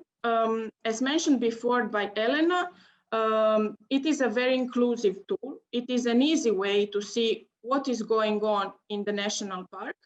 And beside the very important scientific value of this data, we really can see a very strong value for management and in situ conservation. Next year, we will start with citizen science activities. We will start with 2 protocols first, and we will engage divers, biology students, and a biology students association. Trained students and divers will not only collect the data from the national park, but they will also help us to collect data outside of the national park, which is data that are very important for us as well. One of the crucial points of the project is as well increased climate change awareness. The MPA are very important location for conservation, but also an important place where people can find some information about nature. Here on the slide, you can see some of our activities. There is a couple of climate change exhibitions. There is an Instagram photo contest going on.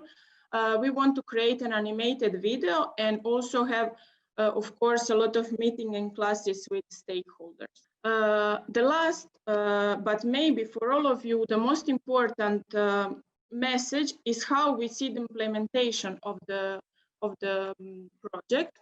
We want to be sure we will have a long-term data, especially on marine temperature, but also a long-term monitoring of vulnerable species and habitats.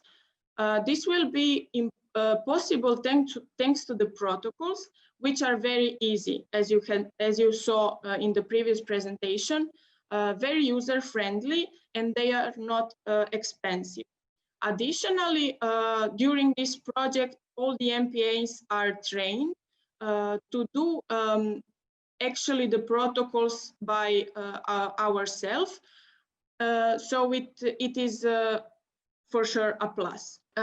We want also to become a plastic-free zone. This will be for sure a measure that will improve also the adaptation and the mitigation on climate change. We want to continue the collaboration with stakeholders and improve citizen science activities. And in 2021, we will have the revision of our management plan, which is the core document of our MPA, actually of each MPA. With the collected knowledge and data, we will be able to start to plan the future steps. This will be the base where to start with this big issue. And as we all know, how important is data collection in a period when we are dealing with a lot of mortalities and loss in habitats and biodiversity, because also of climate change. Together with the right tools, we can anticipate some changes and start to work on an early adaptation. This is all from Brioni National Park, and I'm here for questions. Thank you. Thank you very much, Andrea. This is a nice example on how from the theory that we somehow the theoretical framework and the approach that we propose, how it's implemented in the field, how it's implemented in a marine protected area. And I'm sure that you saw that there were some adaptations and they are not implementing exactly the same, all the protocols, because there are certain protocols that cannot be implemented in the area because the species are not there, or the habitats are not there, or we have to adapt things because the real world it's much more complex than what we think. But this is the idea. So we have this common and harmonized approach, and then we share it, and then the people is implemented at the local level, and then we get this general picture. And I think that is a really good move, what they are doing in Brioni of becoming a training center, because this will allow to share these common approaches, these common tools, and fine-tune these tools to make it even more easier than what they are now. So this nice to see how it's growing, and I'm happy to be able to contribute to this initiative. So is there any question? I don't see any in the any raised hand. So as you can appear again, or if you want.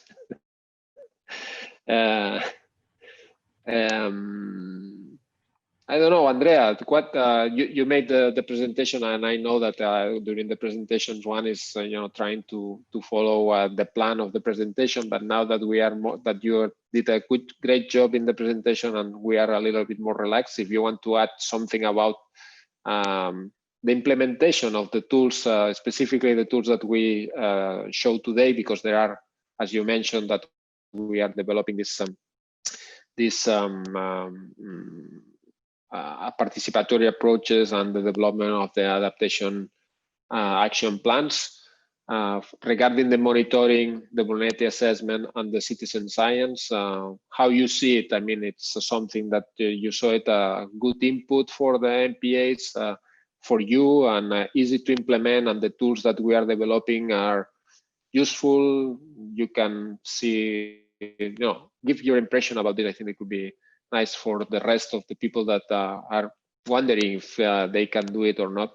Maybe it's a good thing. I don't know, Andrea. Yes, of course. Thank you, Kim. Basically, we are very happy to be part of this project, and I can guarantee everything is very easy and very useful for actually working in a national park. And you can implement everything in the management plan, which is the most important things for us. The tools are very easy. Each MPA are very guided in each step. So this is the easiest part, let's say, because we are, working on daily basis and facing a lot of activities in the MPA. The working on the project is just a part of it. And of course, we have to be very quick and very effective. And these projects and these tools are very, very effective and let's say quick. Actually, you are, as I said, guided. There is a lot of experts. All the people are available all the time. And this is, I think, the most important thing, that MPAs has, let's say, a pool where to find the informations and a certain way to work on. It is very important to work all together and to collect comparable data, because let's say if some MPAs detect changes, it can be useful for all of us. And even though if we are not facing the same changes or the same problems, at the end of the day, we will be on the same place and we will act in the same way. So it's better to be together, to be standardized, and to be effective. Thank you very much, Andrea. This is a really nice message. So there is testimony of how you see the things on climate change and how we address this in MPA Engage. So there is Dania from ATC Yuma that raised her hand. Yes. Dania? Yes. So thank you a lot for that. I think it's really going into practical, right? How is it really implemented on the ground? And I think towards the objective of this training that's targeting experts to become MPA managers in Montenegro, I think it's really important to have Andrea's point of view on how has this been able to become a reality. I heard that you are in a way now trained to do that on a very frequent basis.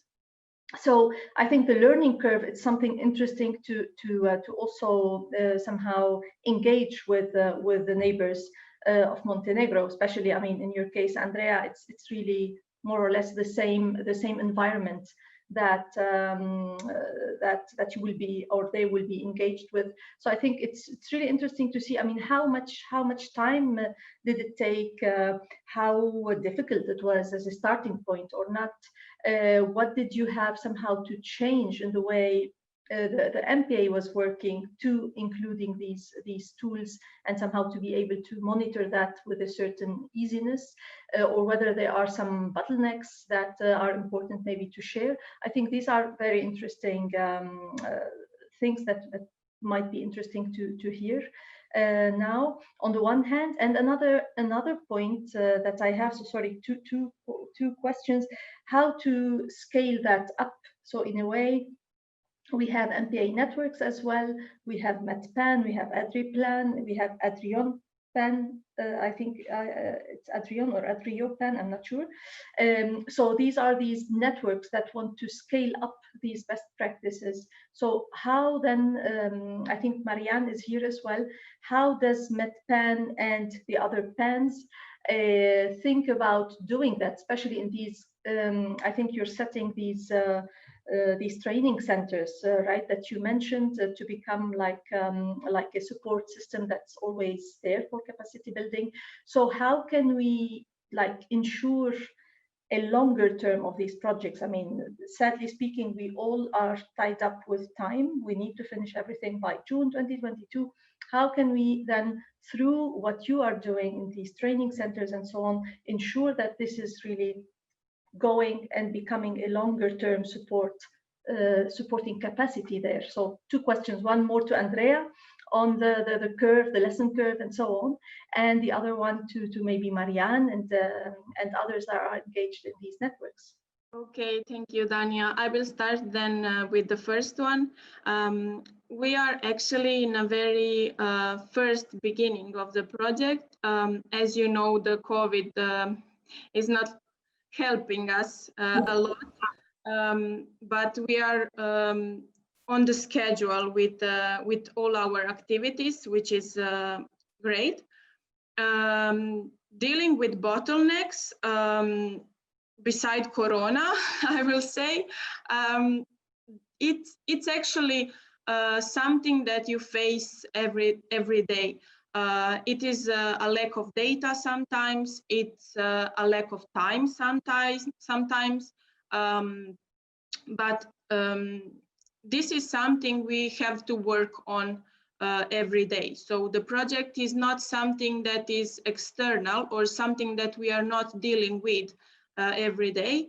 And also all the protocols are tested and used a lot in the past. So this is something that help the MPAs to be sure that they are in a good way and on a good point.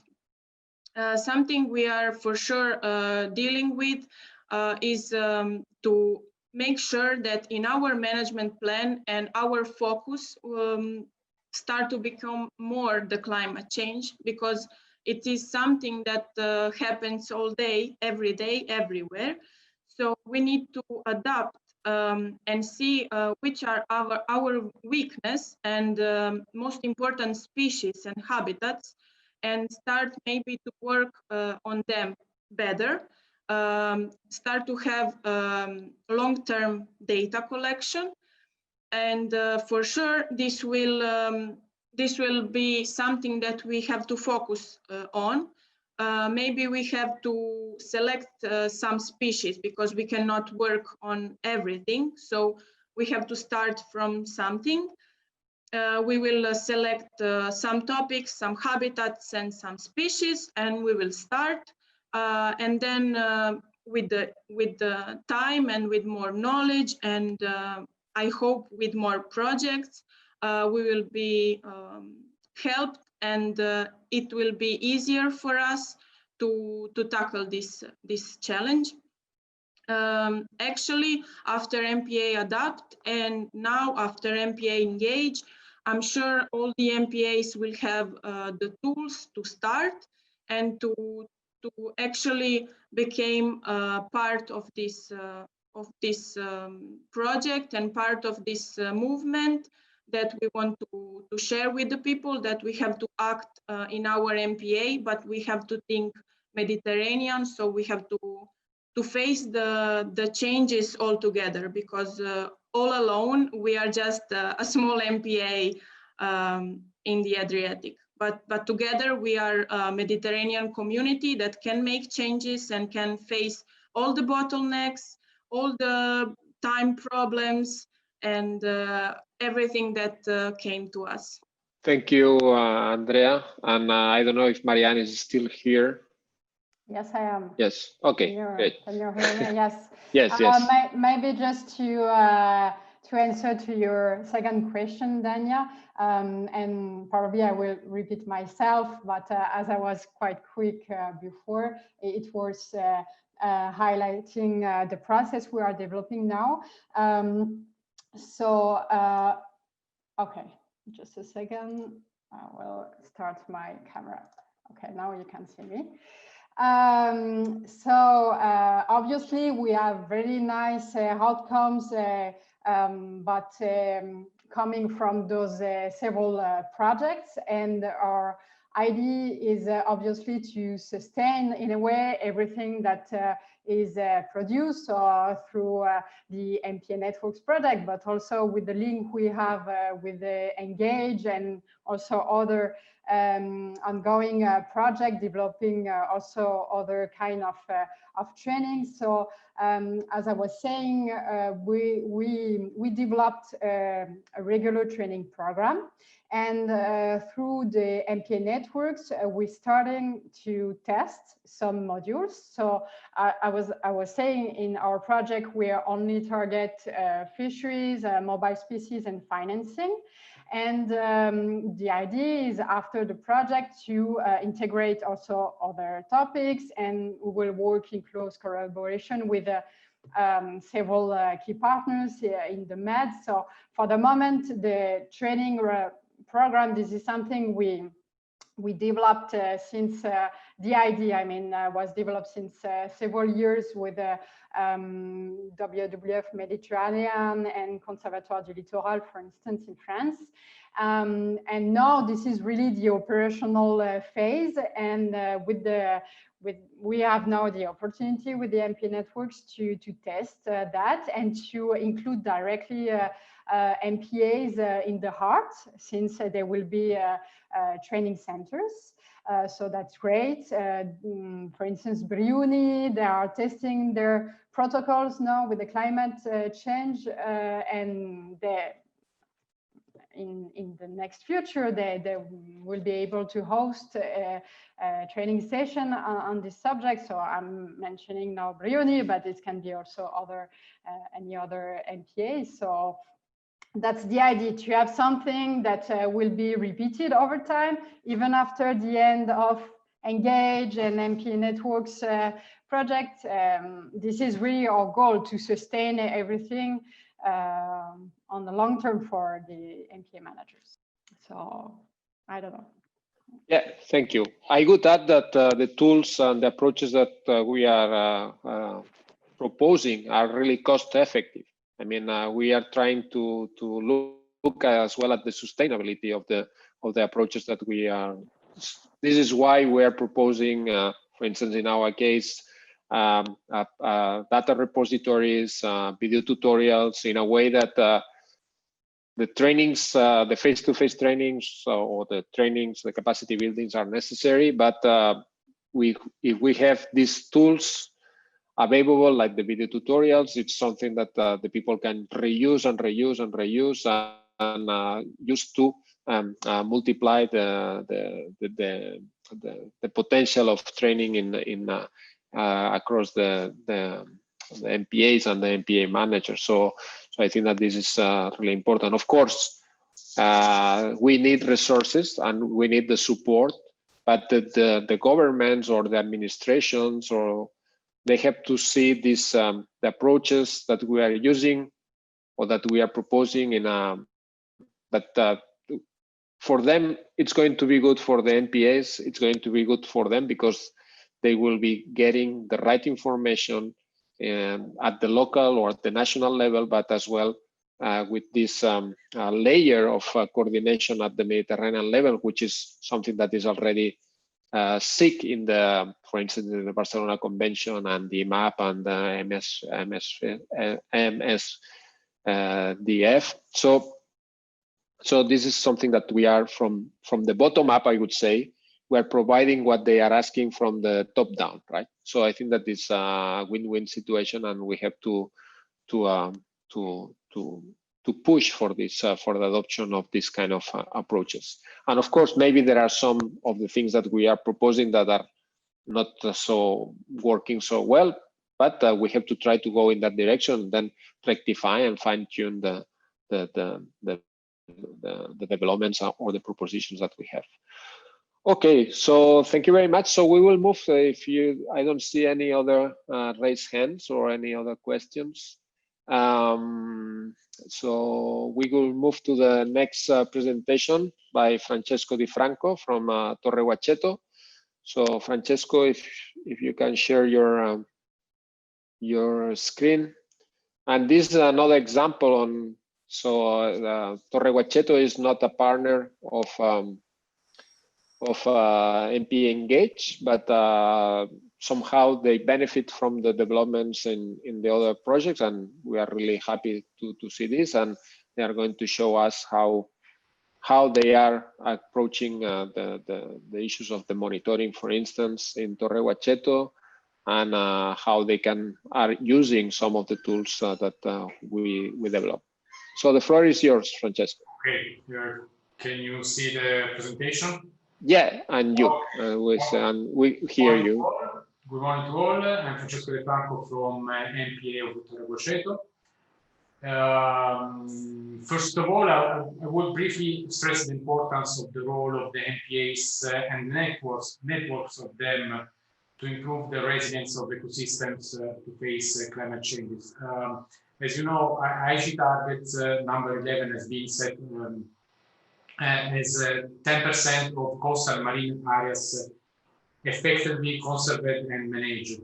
And we can see that in Mediterranean, the level is reached, but if we see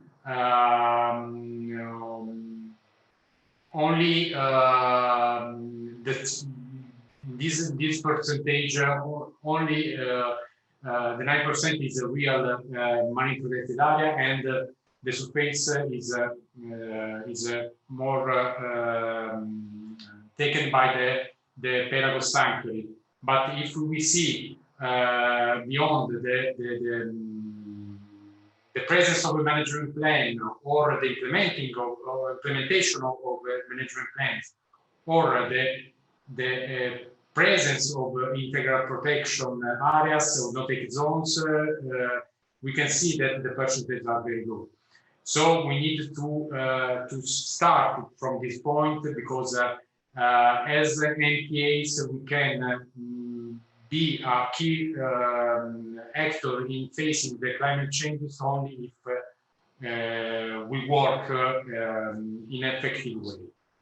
Because the role of the MPAs is very important, and one of them, of the function of the MPAs, is also the regulation of global climate with the carbon sinking and others. Torre Huacheto is in the Apulia region, so in the south part of the Italy, in the Adriatic region. During the years, we reached some important goals, as the registration with the EMAS, the ecosystem management audit scheme in 2005, and we were included in SPAMI list in 2008 for the Barcelona Convention, and also the last years we included in the Blue Parks as the network from the Marine Conservation Institute. Torre Huacheto is a marine protected area and a terrestrial natural reserve, so it's an example of integrated coastal management. And the biodiversity of the area is shown also that by the presence of different level of protection. So we have a special area conservation for the Habitat Directive, a special protected area for the Bird Directive, and on terrestrial part and on marine sites, and we are also a Ramsar Convention area. As you see, in green we have the MPA, and in the blue the marine part of the special area of conservation, and only the 20% of it is included in the MPA. So this is a great challenge for us to widen our borders. There is a presence important, because it's I think more than 10% of the surface area is a no-take zone, with only permission of research activities and guided tours. And the level of protection increases in the B zone, and decreases in the B zone and in the C zone, where is permitted to make I don't know, activities like fishing. There is a presence of important species for Habitat Directive, with the presence of seagrass meadows, presence of biogenetic formation as reefs, coralligenous formation, and the presence also of marine turtles. As we see, we have here a biogenetic map of the whole special area of conservation for the Habitat Directive. We see in this other map where the very important habitats are outside the MPA. So we need to, we are working to enlarge the boundaries, to widening the boundaries of the MPAs in order to include a large part of the Natura 2000 sites in order to increase the level of protection and conservation. One of the activities that we strictly control in order to guarantee to the fishermen the sustainability of their active is the artisanal fishing. We have a regulation set up with the fishermen 10 years ago. We decided with them the rules, so our regulation is we use different tools in order to regulate the fishing activities, as the zoning. Only this in zone C is permitted to fish. The number of licenses, so only the residents in Brindisi and Caroligno, and only small vessels at maximum 2 gross tonnage.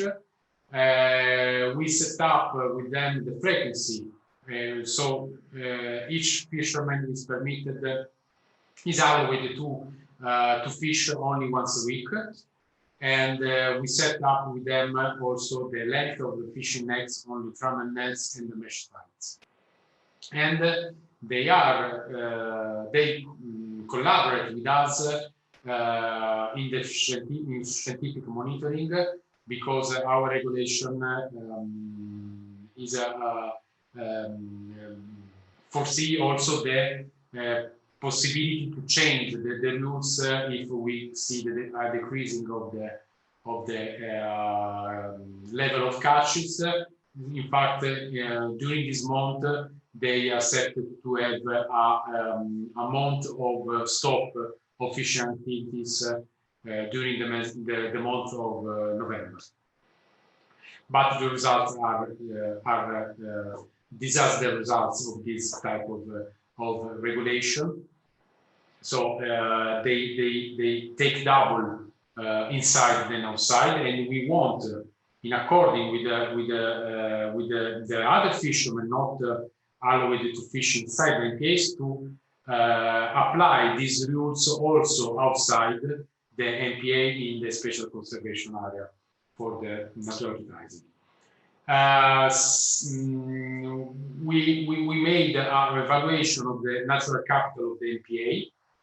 We see that only the Sigrid Meadows has a capital of 17 million euro, but the reefs are the high economical value for square meters, and in total we see that our capital natural capital is about 36 million euros. So this is only work that we make with the environmental ministry in order to assess the ecological value and economical value of the MPAs. The results more important is that we are self-sufficient with the primary production to plus, so we are an area that have a positive effect to the regions outside the MPA because we export biodiversity.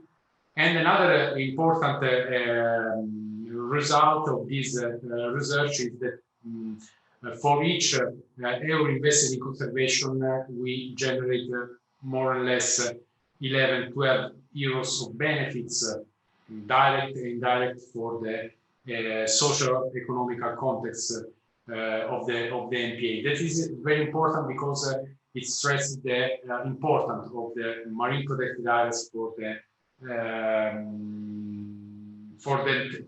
the territory in terms of ecosystem services provided. Marine protected areas have an important role in providing ecosystem services, mitigating impacts, and increasing the ecological, social, and economic resilience of the coastal communities.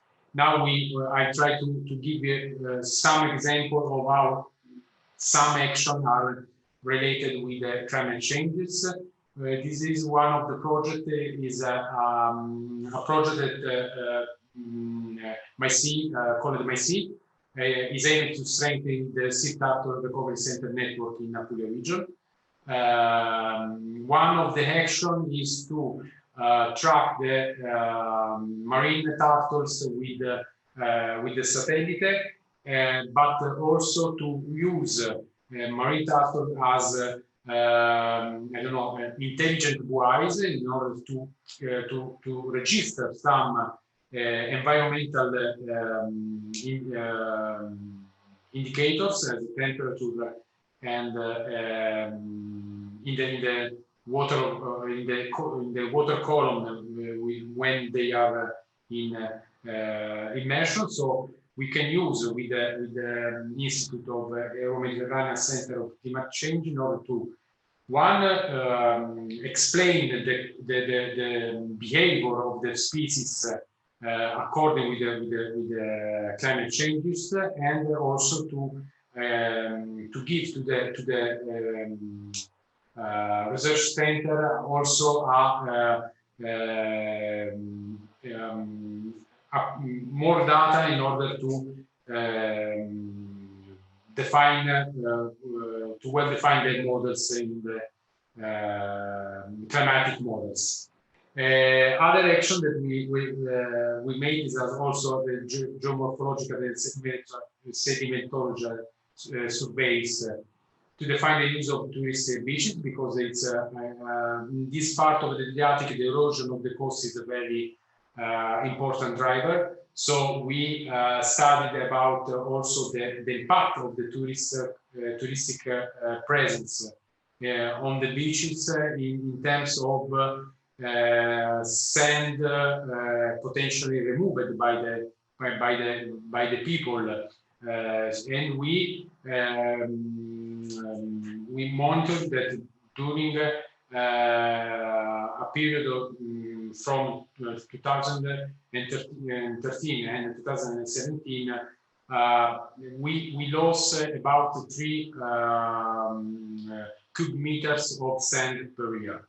So it's very important because we have relevant habitats on the coast as priority habitats as coastal dunes. So for us, it's important to know how the erosion and also the increasing of the sea level surface can affect these important habitats. But we also committed in some activities, in some action for restoring some relevant ecosystem as coastal dunes, as the wetland zones. So one of the projects is to use the purified and refined water for agriculture in enlarging the surface of the ponds in the wetland zones, because it's very important to improve the capacity of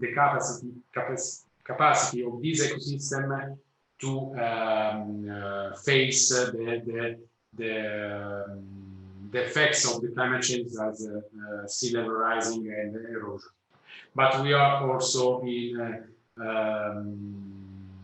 included in some monitoring activities as this project, and other one is coming from Amare experience, and we are now applying sensor in order to measure sea temperatures along the water column and to use to give this data to the TMedNet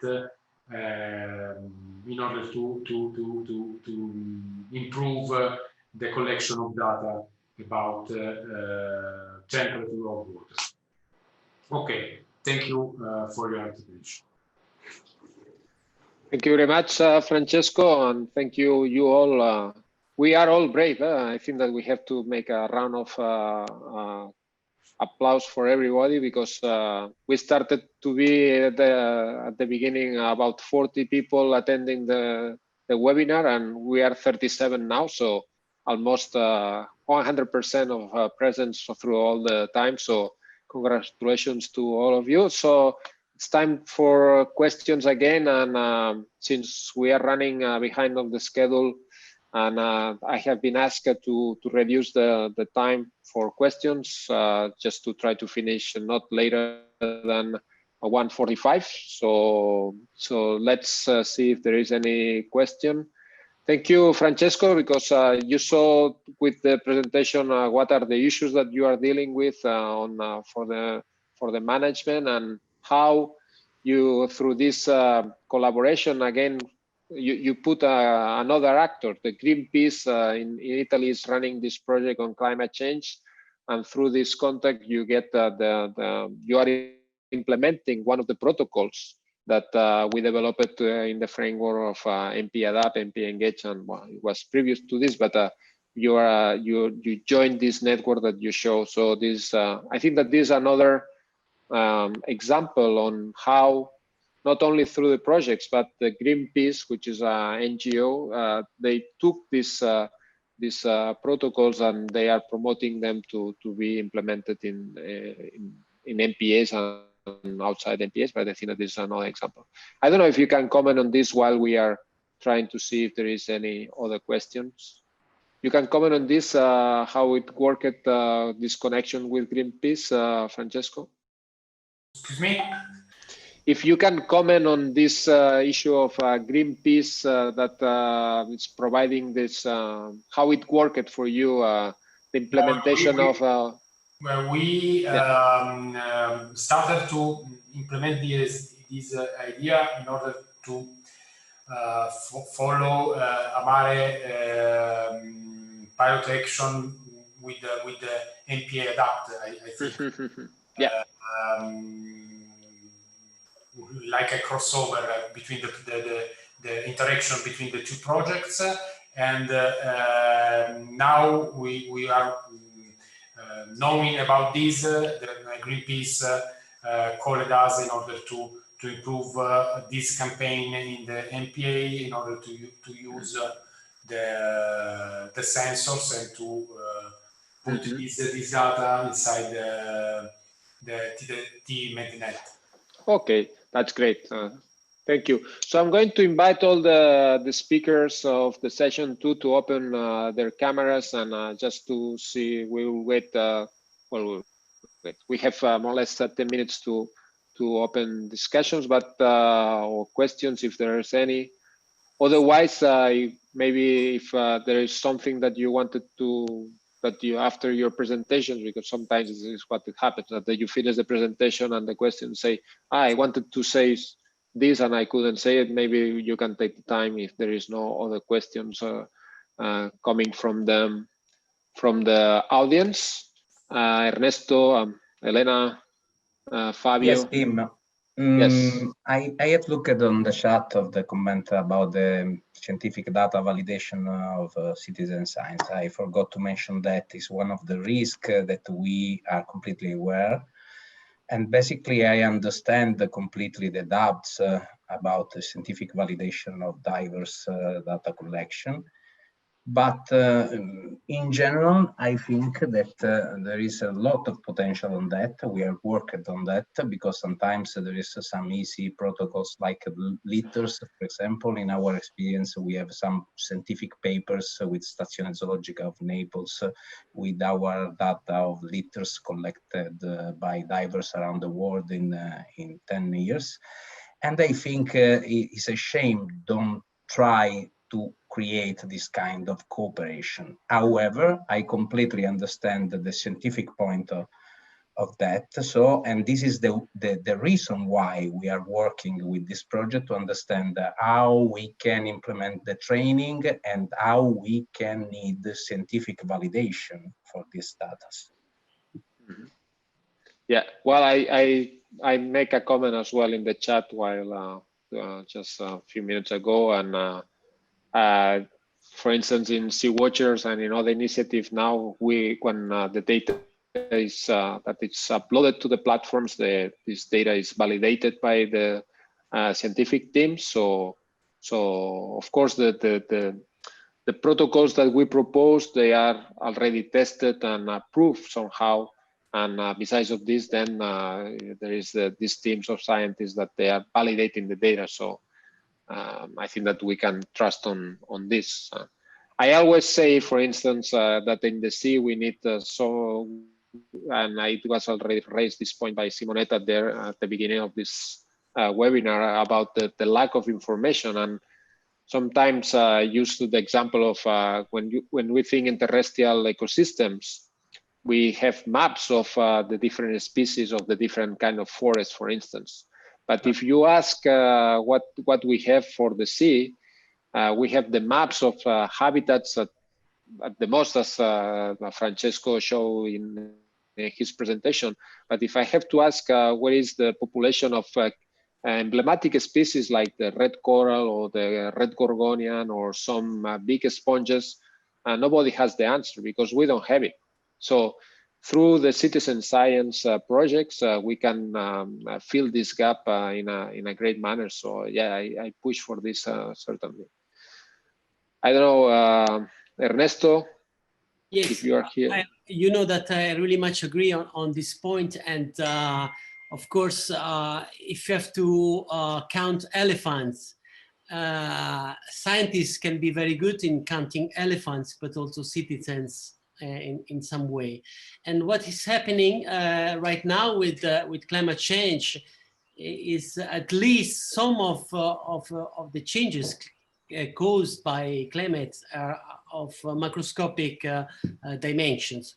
So some of those changes that we can call indicators are easy enough to be counted, to be measured also from non-professional scientists.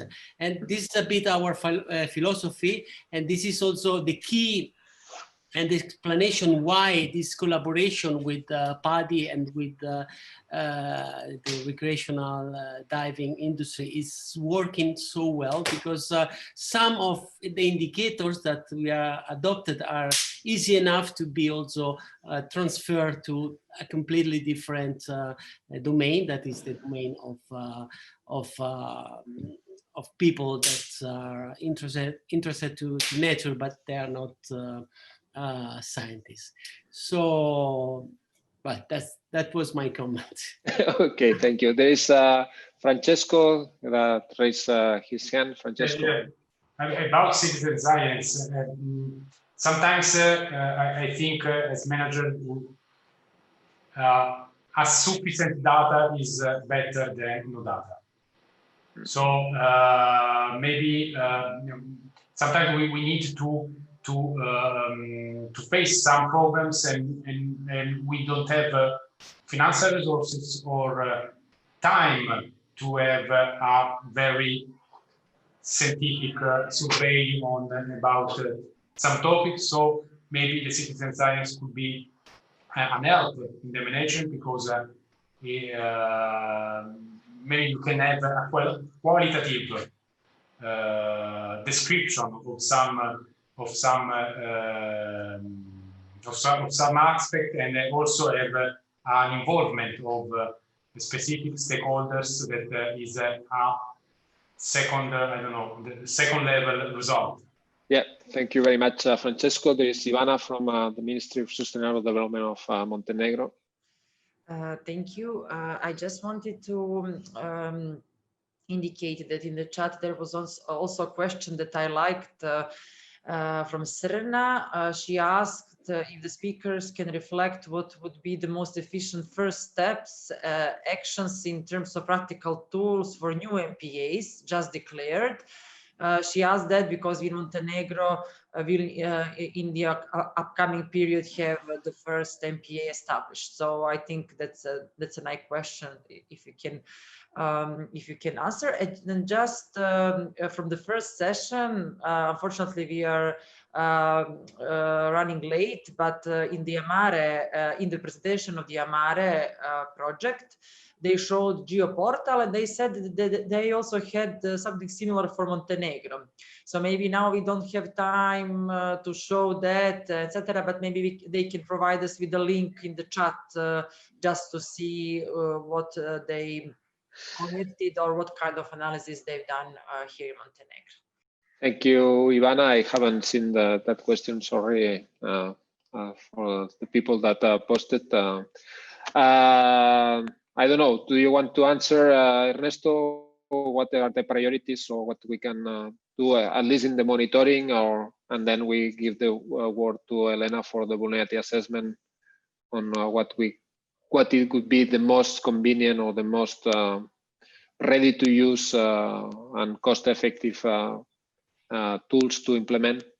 Well, regarding the monitoring, it's quite simple because as we have been explaining during this meeting, some of the most consolidated protocols are there with everything. So it's a complete toolkit. So newborn MPAs can simply look at it, download it, and understand through the video tutorials why and how to implement those protocols. And this is especially for young and newborn MPAs can be really useful because some of those tools are specifically aimed to start building time series.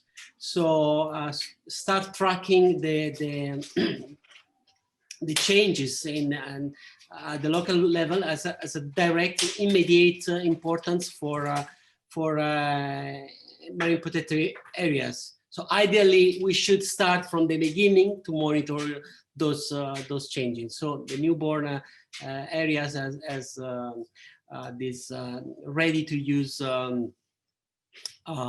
tools.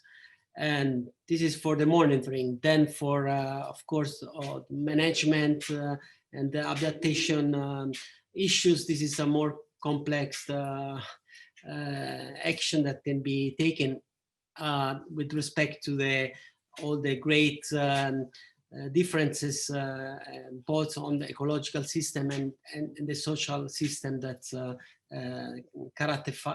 characterize our Mediterranean MPAs. I would add that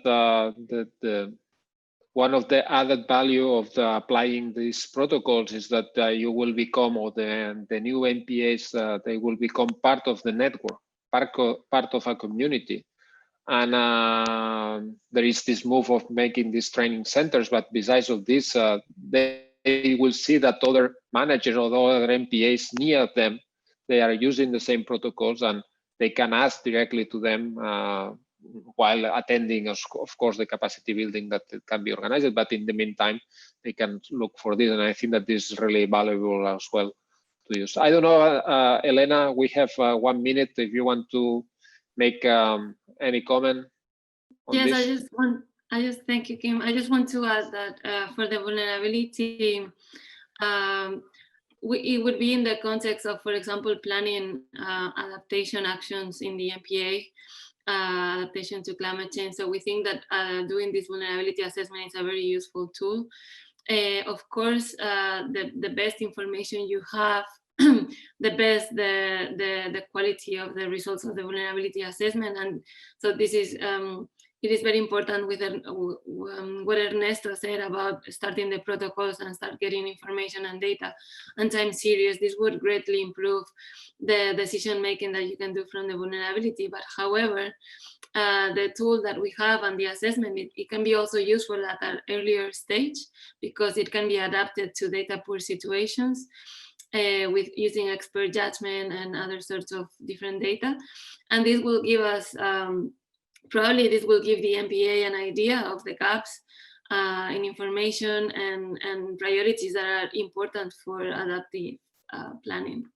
Okay, thank you very much. We reached the time that the organization told me to stop the questions and session. So thank you very much. I know I just saw that there is another raised hand, but I think that it's.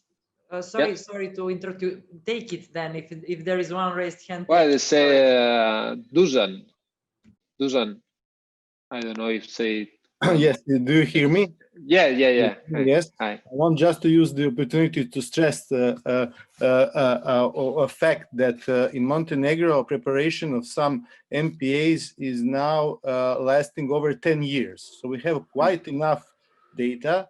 For example, let's say monitoring Posidonia, we have balises, you know, the markers for Posidonia meadows that are changed, that we measured this year after 10 years of their positioning. So we have a long period of monitoring in those areas. So we don't, we have quite enough data collected, and we should collect another. But I will use this opportunity to invite everybody who could contribute in some way to establishing MPAs in Montenegro to contact ministry, Ivana or Vasily or whoever, you know, to make some approach and to offer their help and knowledge and whatever you have.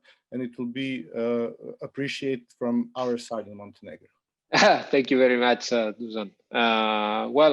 So we will be closing this second session of the webinar. And I hope that as we take the word by Dusan, that in fact, this is our purpose of MPA Engage to provide this support to enhance the management of MPAs. We cannot go knocking the doors of every administration, but since we have this opportunity, please, we will try to do it. But if we don't knock your door, you know that we are here and that you can that we can provide you support in the topics that we are dealing with MPA Engage, so MPAs and climate change. So thank you very much. So as it says the project slogan, we keep trying to act locally, so with touching the reality but thinking in the Mediterranean, because if Ivana, as Ivana says, if we don't deal with what is happening in our neighborhoods, countries or regions, then we will have been suffering the problems in our places. So it's as well a way to stress the importance of acting at local scales and thinking in the Mediterranean one. So thank you very much, and I hope that you enjoy. And we have a lot of materials in the chat. It was really vivid discussion in some points, and I hope you can take back to your home or offices the links and check it out. And if you have any question or comment, or you want to any clarification, we are there to answer them. Thank you very much. So I give the floor to Ivana and to close the webinar. Thank you very much. Thank you very much, Joaquin, for facilitating this session and providing all the information. Just to remind all the participants that there are many links shared in the chat, so please save the links for later. You can visit all the different web pages. There are videos available on the tools and further guidelines, so it might be useful. And as we said, after we can see what to use at the national level. Well, before we proceed to the conclusions, I would like to invite Dania. She will she will also provide you with some conclusion remarks, and also invite Mireia to activate the Mentimeter on the question 2. After that, I suggest that I also give some closing remarks, and then to see also a short, another short video. It's around 3 minutes from the project. Yes, thank you, Mireia. I think, thank you, Ivana. I think, Mireia, you activated already the Mentimeter, and you have the link in case you want to reply. Yes. Yeah, in the chat, sorry. You have it. Yes, so the question is, which are the most pressing capacity building needs that MPA managers, for MPA managers to address the 2 future workshops?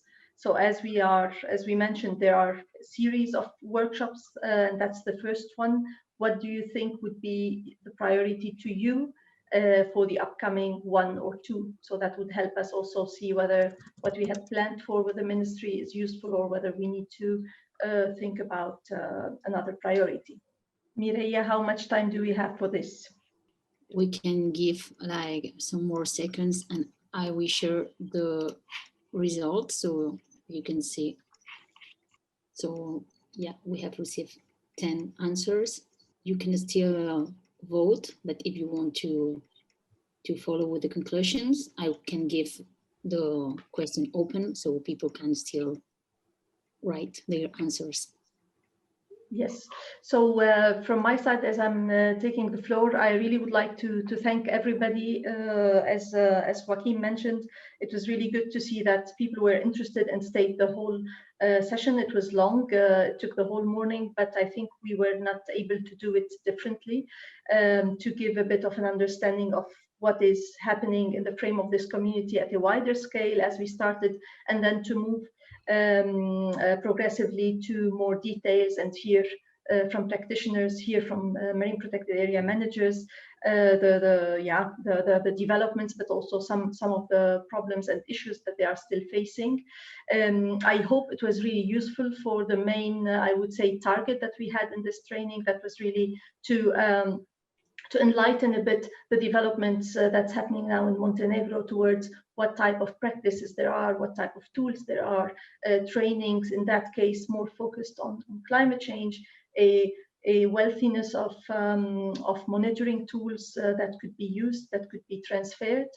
And I think also from my side, it was very useful to see how by synergies the projects are somehow in a way fluidly connecting with each other. I mean, this great step that Amare developed, that is now since around 1 year closed already, but still its synergy is developing further with the rest of the projects.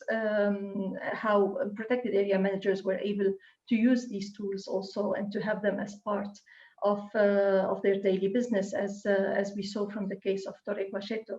I think this is really very interesting how MPA Engage, MPA networks are already planning to use also these synergies in their short-term activities as projects, but also long-term activities as institutions. So I think all of this is building really something with a vision on a longer term. But in all cases, I really like to emphasize also what was mentioned at the end, that everybody's here and we are in a way connected. So in case we don't come and knock on doors, you should, I think, and that's an invitation to really come to these projects, to take advantage that the projects are there. I mean, all the projects that are here except Amare will be running until June 2022. So let's make use of these synergies. Of course, now connected with the Ministry of Sustainable Development and Tourism in Montenegro as a partner that's really helping us with, budget and an action plan to move in concrete trainings and so on. But else there are these networks of excellent institutions and projects. So it's really an invitation to make use of the momentum. And what was really very interesting and striking, I think, from the presentation of Torre Guacheto was to really prove through evidence that going into an effective management of protected areas is financially interesting. I mean, there is a gain finally of, if I'm not wrong, 11 to 12 euros of for each euro invested in management. So is it through mainly for local communities? I understand. So that's really an invitation. That's really, we need to move in that direction. There needs to be a body that's really there with the knowledge, with the tools, and also with enthusiasm to move forward such a management. So all of this, I hope that is helping also these efforts in Montenegro to move further with the same direction. From my side, yeah, I was pleased that the workshop was useful. I hope that for the upcoming ones, they would not be webinars, but really physical meetings that we could have in Montenegro and to learn a bit more about the developments. From my side, that's everything. I send it back to you, Ivana. Thank you very much, Dania. I also hope that the next capacity building activity will be face-to-face, maybe in some of the towns close to the future MPAs or close to the proclaimed MPA in Montenegro, in order to meet and discuss. In the introduction, I mentioned the two general themes that we were planning for the next two workshops. But I would like maybe to mention that we will analyze the answers received also through Mentimeter, and maybe because it seems to me that there are many different ideas. We suggested, I will repeat once again, marine litter pollution in the MPAs and governance. But I think that more specific themes have been suggested, so maybe we should analyze and focus on what was suggested by more people. Of course, taking into account the trainings that will be provided through the JEF MPA project, just not to duplicate. I would also like to mention that as a conclusion and let's say feedback from this webinar, there will be a short report that will be provided to all the participants from this webinar. So just for your information, and once again, please save and visit the links that were provided in the chat. I would also like to thank you for being with us today. I think that we have heard a lot of new information for most of us, maybe not for all of us, but we definitely will be able to implement these tools and cooperate with the people that we heard from today in the very near future. Maybe I can also invite you to follow the Facebook, Twitter, and other pages of the project. You will see that there they post all the webinars and documents and interesting information about the project activities and outcomes, so you can follow its implementation. We will also ensure that you are informed first about the next two capacity building events, and then also about all the other project outcomes. Maybe to conclude, I would like to invite you also to fill in the satisfaction survey, which will be sent to you by email about the webinar, so that we receive feedback on how this webinar worked for you today, and also that we can improve for the future activities. Thanks a lot, and although maybe we have not received too many questions, but in case you are more comfortable to contact us or any of the partners by email directly, please do. I'm sure that all of us are at your disposal for information and working together. The survey is also shared in the chat, so please fill it in, and I hope to see you all in May for the second webinar. Thank you again, and have a nice weekend.